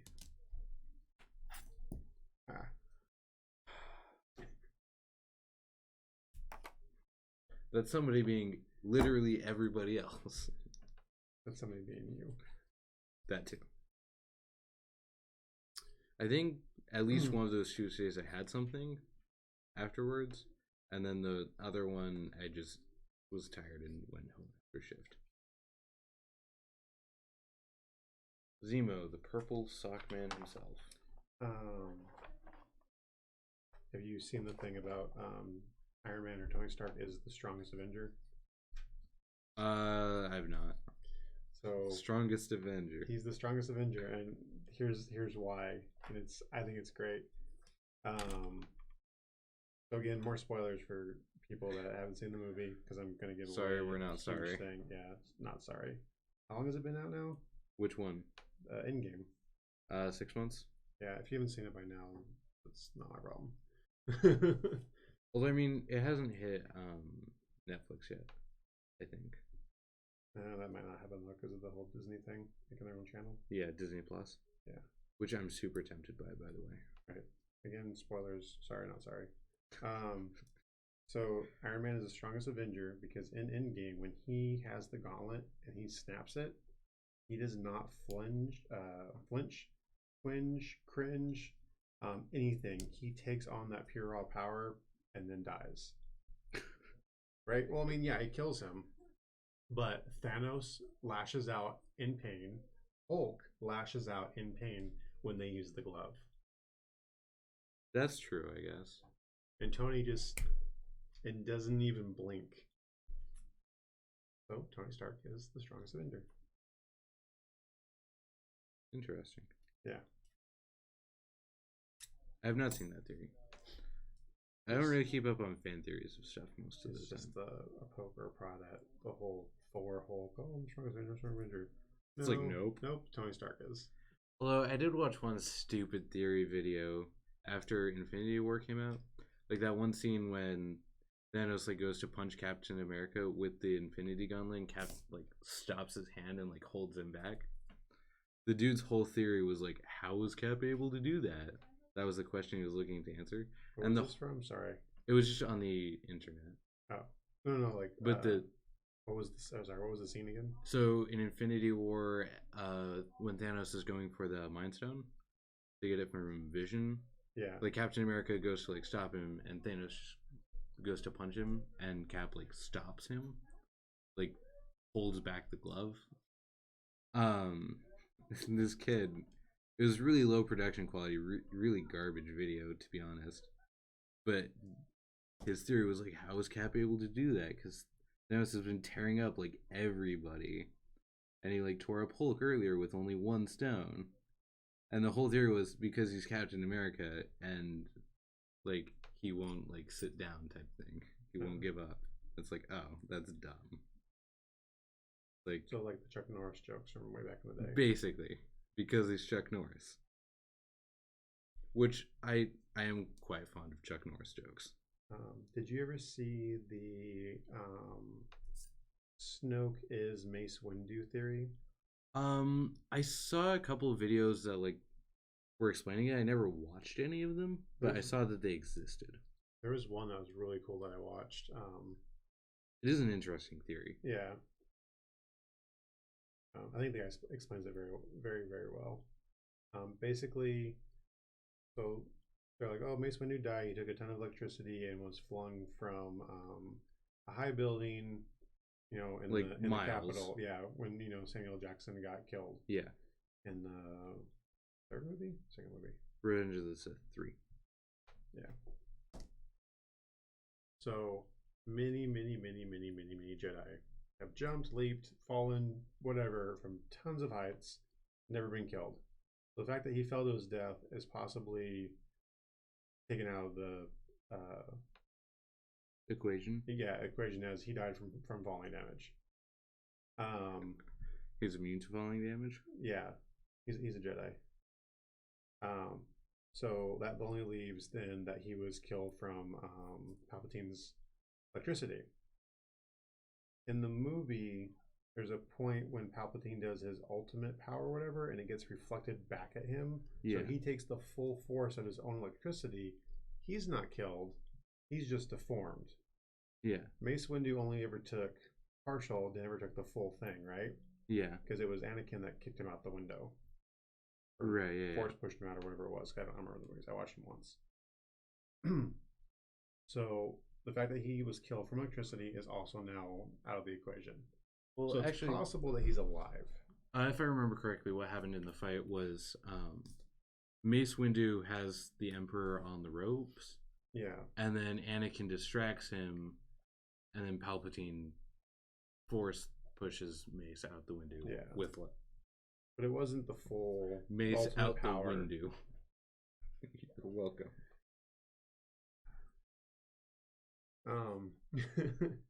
Well, that wasn't even a pun. That was just me not speaking English. That was a bad dad joke. So death from falling, death from force lightning, both are now taken out of the equation. So yeah. Well, I mean, Luke also takes full blasts of lightning. Yeah, that was another thing. Return of the Jedi. Yeah, he did put that in there too. So that's them saying, okay, the ways he was killed are now out.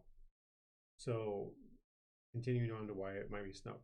So, back to the deformation thing, Snoke could be Mace Windu, and he's just all gray and white now from the mutation. And they're saying, well, wait, why would Mace Windu, who's a Jedi, become evil, sadistic? Yeah, all that kind of stuff. Well, not that, but why would a Jedi also become from dark side? You know, Mace wouldn't do that. Well, I mean, Mace always pushed the boundaries of the Jedi. Well, if you look into the guy went a little bit deeper into Mace Windu's lore, the reason why his lightsaber is purple is it's a combination of blue and red, the good and the bad. He's actually perfectly balanced in both aspects, so he can actually go into the dark side without actually being thought of as in being the dark corrupted. Side. Yeah, he's perfectly balanced as a character. I didn't know that. I did not know that either. I knew he kind of like pushed the boundaries a little bit. Yeah, he's very much on that line, walking that fine line. Kind of like, yeah. So more. So he had this whole thing about steps or whatever, like disproving that he's dead by eliminating the fact that Force lightning and have both proven ineffective when killing other less powerful Jedis. Yeah. So now reasons why he thinks that Snoke is in fact Mace Windu. Finn, is that his name? Yeah. The traitor? Yes. Traitor! Snoke is like throughout the movie super protective of him, and Kylo Ren seems to be trying to get him back rather than just killing him off, which is kind of weird. And Finn has Force powers because Finn is possibly Snoke's son, Mace Windu's son. Huh. That's an interesting one. Yeah. I have to watch it again. There's a whole bunch more though, as far as why he thinks that Snoke is Mace Windu and whatnot. It was just kind of connecting pieces in some random ways, which I thought were pretty cool. Yeah, I have to say I do really like Zemo's jacket. Like I want a jacket like that. Like that's pretty sweet.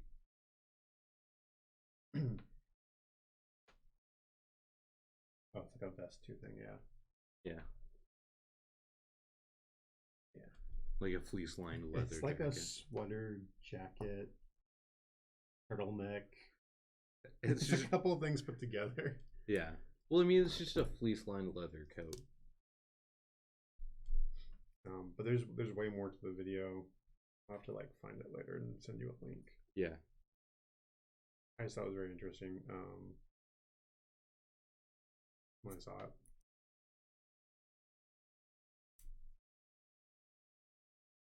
One, the body together. Nice. I'm almost done with my 5. I'm working on it. I'm gonna go ahead and glue this to the base bag. Why not?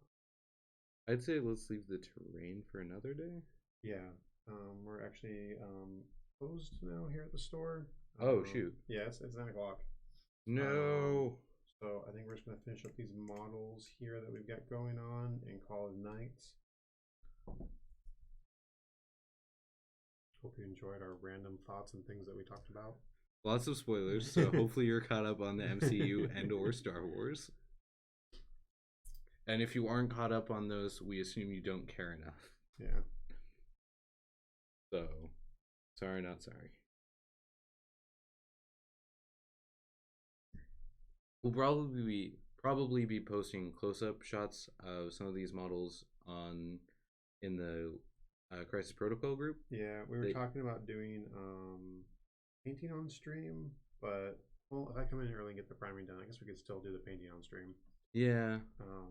We're definitely going to try to get some close-ups and some progression of our models as we get them painted for you guys. Show you what we're doing. We could live tweet painting. We weren't going to do the painting on stream because I was planning on bringing my airbrush in, which has a really bad hum. I don't think anybody wants to hear that. No. But I was only going to bring it in to do the priming. So oh geez, if I come in early and do the priming by myself, I can we can probably just do painting with brushes afterwards. Yeah, so I guess let us know if you guys want to see that. Yeah. Just another several hour long stream like this. Yeah. Just us hanging out. Chit chatting and the other stuff. Emo has elbow pads that I have to glue on. He has 2 sets of elbow pads too. So if we ever need elbow pads on a similarly sized miniature, we have them. It doesn't need elbow pads. That's fair. And just reiterate that will be on Wednesday. Not 100% sure on the time yet. Probably a similar time though. Yeah, if I we'll get remember off at correctly. 5 or 6. Probably 6. We'll probably do it begin about 6:30. Will actually work for me because I can just sleep in that day. Or I'm off. I'll come in early and get the miniatures primed and. We'll look at our schedule, and once we finalize the time, we'll let you. We'll definitely throw up a stream coming notification to give you guys some heads up. Feels like this is for us to just hang out, but like we want you to take you along for the ride. Yeah. What do I have to do on this thing?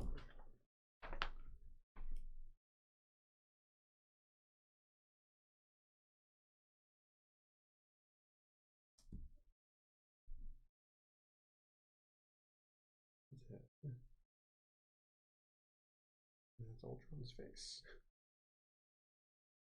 Like the other guy. I don't understand. Look at this elbow pad.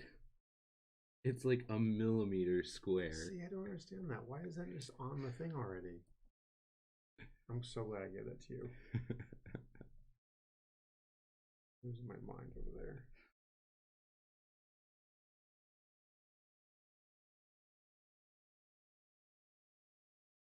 Okay. All right. Get in there.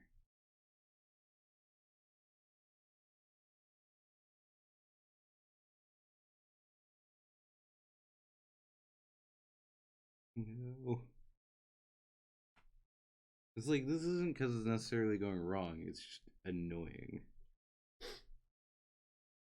Yeah, watch out for Zemo. He has elbow pads that you have to glue on. And also a pretty wicked looking claymore. Where's the or Crossbones? Captain Marvel? No, Oh. Crossbones was super easy. We went together, no problem. Captain Marvel's, but she's not even done yet. Oh my gosh! And look, supposed to be up like this. Her arm has fallen.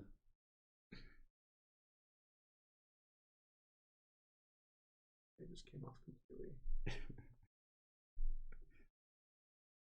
The arm was just like, nah. Captain Marvel has arthritis. She can't hold her arm up.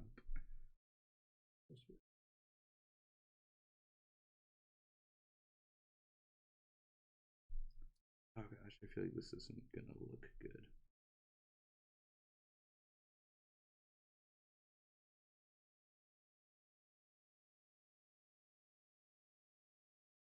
The label on this bottle. I'm very curious what I'm using. Pro tip for you guys: label your glues. Don't use the shop mystery glue that we have. It's probably smart. I mean, that's the whole reason why it's shop glue right now is because it came in, it got shipped to us and didn't have a label, or the label came off. Or Well, I think some of that shop glue had a label, and we just store used it because we needed it, for something, and then the label came off. bottles. This is the only one I could find. Okay, then maybe you're right. Because we had an Army Painter one that had like a brand new tip on it or whatever that I wanted to grab. I can't find it in our cabinet. Man, Zemo's jacket is like really nice. Like, I need me a nice leather jacket. Gotta find someone to build you a custom Zemo outfit for Halloween. Oh, I think I did. I think I realized why that was so hard is because I maybe used the wrong elbow pad. But like, they're so tiny, it doesn't matter. Unless that's fine. It went on. It's just, one has a peg, one has a hole. I didn't notice that. I thought they were the same. I mean, look at it. It's fine.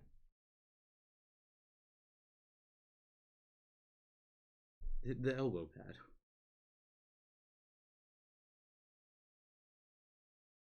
Yeah. So who do you want to play when we do our game? Ball or Avengers?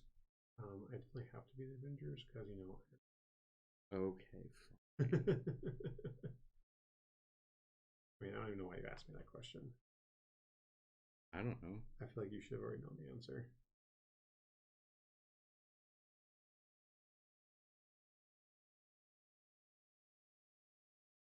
So would you say you're an Iron fan?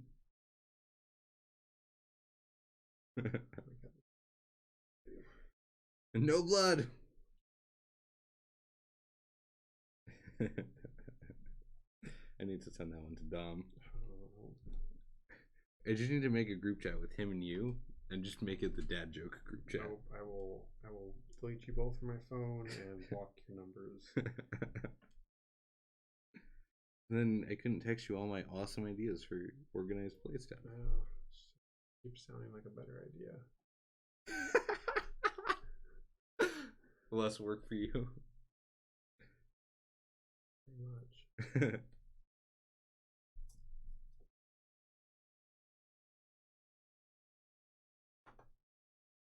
In case you don't know, Josh is the organized play manager, and I'm like the miniatures team lead, I guess. I don't know. So I pester him a lot with all my ideas. I'm my go-to guy for mini stuff. Today you left me a wonderful surprise. I did? Yeah. Oh, yeah. You know about it. I called you. Yeah. Trying to get a kill team group going here at the store. So he made the event, posted it, left me nothing to know about it. And I mean, I've been talking to you about this for We've been weeks. talking about it. We have not discussed that it's actually happening or that it's an actual event or anything. I mean, I got the green light from you to get the green light from Brooke. Yes. And Brooke gave the green light. Yes. Can I see the instructions real quick? Okay. Anyways, if you're interested in Kill Team Monday evening, come down. Yeah.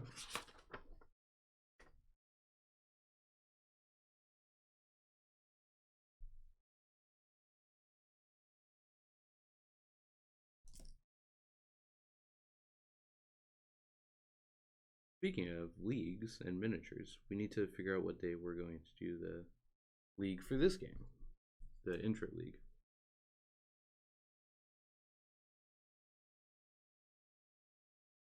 I thought we talked about that. I wasn't sure if we ever like confirmed the day or whatever. I thought we did. Okay, maybe I'm wrong. You see that, guys? He's just trying to sabotage me over here. I just want to make Josh stay here all night. As it is.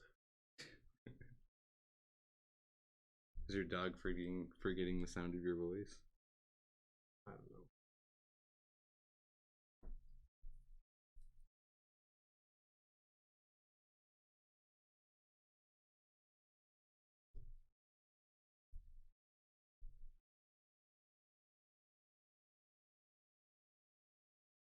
That's what I'm doing after this. Sleeping? Going home, putting more miniatures together. I'm eating food in case I didn't already make that clear. I do that. You give me the basis for the Soul Wars thing. Go get them put together so I can get them primed. Alright, my 5 are done. Get wrecked. I'm gonna start cleaning up sprues. Sounds good. Do we want to save the bits from these? Probably for now we do. Okay. There were extra bags in the game box. I would just clip them and throw them onto one bag, rather than keep the sprue or whatever, or have them rolling around loose and get lost. I believe I clip those clean. Okay. But yeah, double check. It's kind of nice how all these sprues are like the same size. I don't know, it's just kind of aesthetically pleasing. A pile of uniform sprues. I'm a nerd in case you couldn't tell. We all are. I mean, everyone's some kind of. That extra Spider-Man head, that's important. I need someone to come pull this for me so I can move on. go get Alex. He's not doing anything important. Nah, he's close. Exactly, that's not important. Oh my gosh. Try enough to stick to yourself. Do you want to use my glue? I think it's like fast setting. Wish I had the accelerator stuff. I want to grab the bottle and just use a square out of it.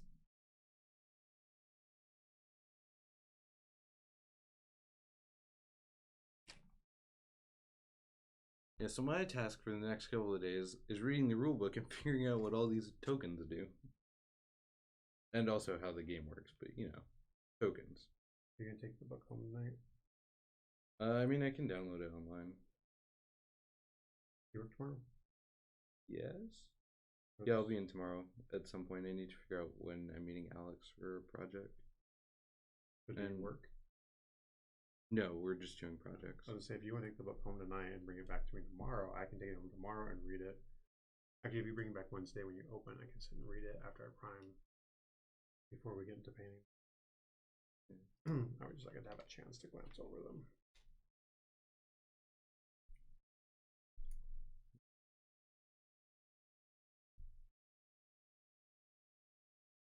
We should do a how to play video for this game like we did for Dust. It's a bit more organized than the Dust one was. Did we do a how to play video for Dust? Yeah. I mean... No, did we? No, that was me and Dom and Gregor. I don't remember that at all. Which was basically me and Dom playing a game that was over in like 2 turns. Because I stumped. Definitely do that after we get the first play done. Yeah, it would probably make sense to do it. If we're gonna do first play, we can't read the rules until the first play. That's how first play works. That's not gonna work. That's how a first play works. Oh no. This is gonna go real bad. That's gonna be like a 3-hour video. That's the whole point of a first play, is that we don't read we read the rules for the first time. But and play. We could also play for the first time but have some small understanding of the rules beforehand. That would also, it would still be our first play. Oh no. I feel like that's not going to work for a miniatures game as well as it does for board games. There's just so much more going on. Oh yeah, the cups and the bottles. Which might be my favorite part about this game. It's the trash you can put on your bases. And also the other models. But you know, the trash. That's where it's at.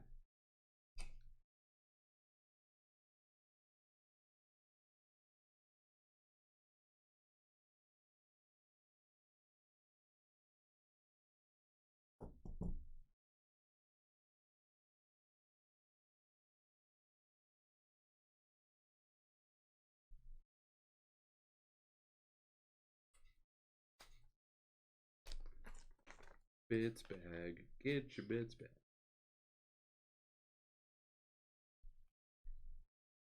That's obits. I don't think that's... Oh, it's a crushed can. That's what that is. Trash. You're right. I was looking at some of the scenery models earlier, and I saw a trash can on here, which I think is pretty funny. Yeah, there's a couple of dumpsters. Well, no, the actual trash can, and just to put it together is you just put the trash can lid on top of it into the hole there. Again, you couldn't have just made that one piece. Well, then you can take the can off, or the lid off. I think you're supposed to glue it in place though. I mean, I think what I would do is I would clip off the peg and kind of try and get rid of that hole, and then just have it like loose. I think I would like that personally. I was thinking we have a daily bugle. Yeah. For the names, Comic Mass. You guys definitely need to have an Avengers Tower sometime in the future as a turning piece. That's gonna be so big, though. I will buy it. Like so excessively big. I will buy it. Like, you know, the Super Star Destroyer for If I Armada? hate It'll be this bigger game, than that. If I hate this game and I never play it, and they come out the Avengers Tower, I will buy the Avengers Tower. Oh, gosh. Shouldn't even say the Avengers Tower, I should say Stark Tower. Well, I mean... It's Stark Tower and becomes Avengers Tower. But Yeah. in all the movies, it's still Stark's Tower, so... Oh, he's not dead in that one. Spoilers. Although I think if they cared about spoilers at this point, they would have stopped watching. Yeah, right? Nobody's still watching us. No. It's 9:30. They've all gone to bed. We should do that too. As soon as Ultron gets put together. Hurry the flip up. I'm gonna start putting can I stuff put all away. these pieces on here and just glue him like that? I mean, technically, That's going to be the end result of them anyways, right? I mean, you could do that. No promises as to what John will do to you. John will just do the same thing you did to Ultron. Just like clip you up into tiny bits and then glue you back together. You're his Frankenstein. I don't know how I feel about any of that you just said. I feel great. You're welcome. Where are we going to store these models? I feel like I don't want to put them in this box. I think we'll be safe to leave this all on the table tonight and let them continue drying because I don't think anything's fully set yet. Okay. I'm going to throw everything else back in the box, though.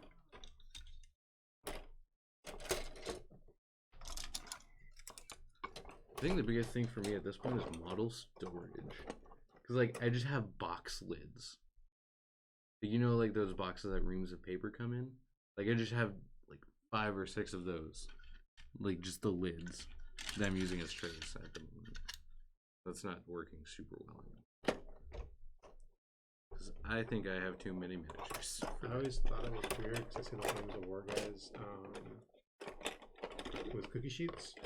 But they've magnetized all of their miniatures and just throw them on the tray, keep them in place, and they just. Oh, I didn't realize they magnetized them. Yeah. I just thought they were using those as trays. I mean, most of the time they have them in battle foam. It's just like when like Rob's staging them for, like when he's getting ready for a game, that he has them on the tray. I didn't realize he magnetized his pieces. I'm not sure if he knows, but I saw one of the guys that magnetize them. And so each tray he puts his stuff on, but then he's got like a foam insert that he puts on top of that one, puts on the tray on top, those are the foam insert. Oh.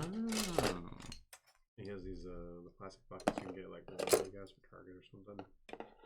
Oh, okay. That's how I got his stuff.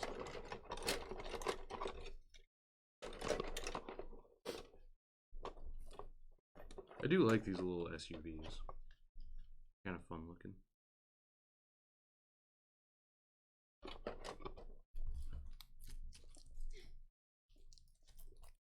Alright guys, I think we're gonna call it here. I'll get Ultron finish getting Ultron put back together and Back some together? painting. Yeah. Putting it back together in pieces. But he was never together.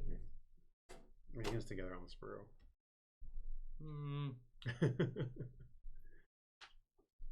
I don't think so, but, you know. Alright guys, tune in on Wednesday for some painting. I think we'll definitely do a stream that way since we're going to be priming early. Yeah. And then on Friday for our first play, those are the 6th and the 8th. And then join us on the 15th. That's when the game launches. Join us on the 16th for our demo. I'll be here. Come bring your miniatures and get them put together and painted and talk with some other guys. Figure out how the to play rules. yeah, all the fun stuff. And Josh and Steven sign off. Don't forget to like, share, and subscribe.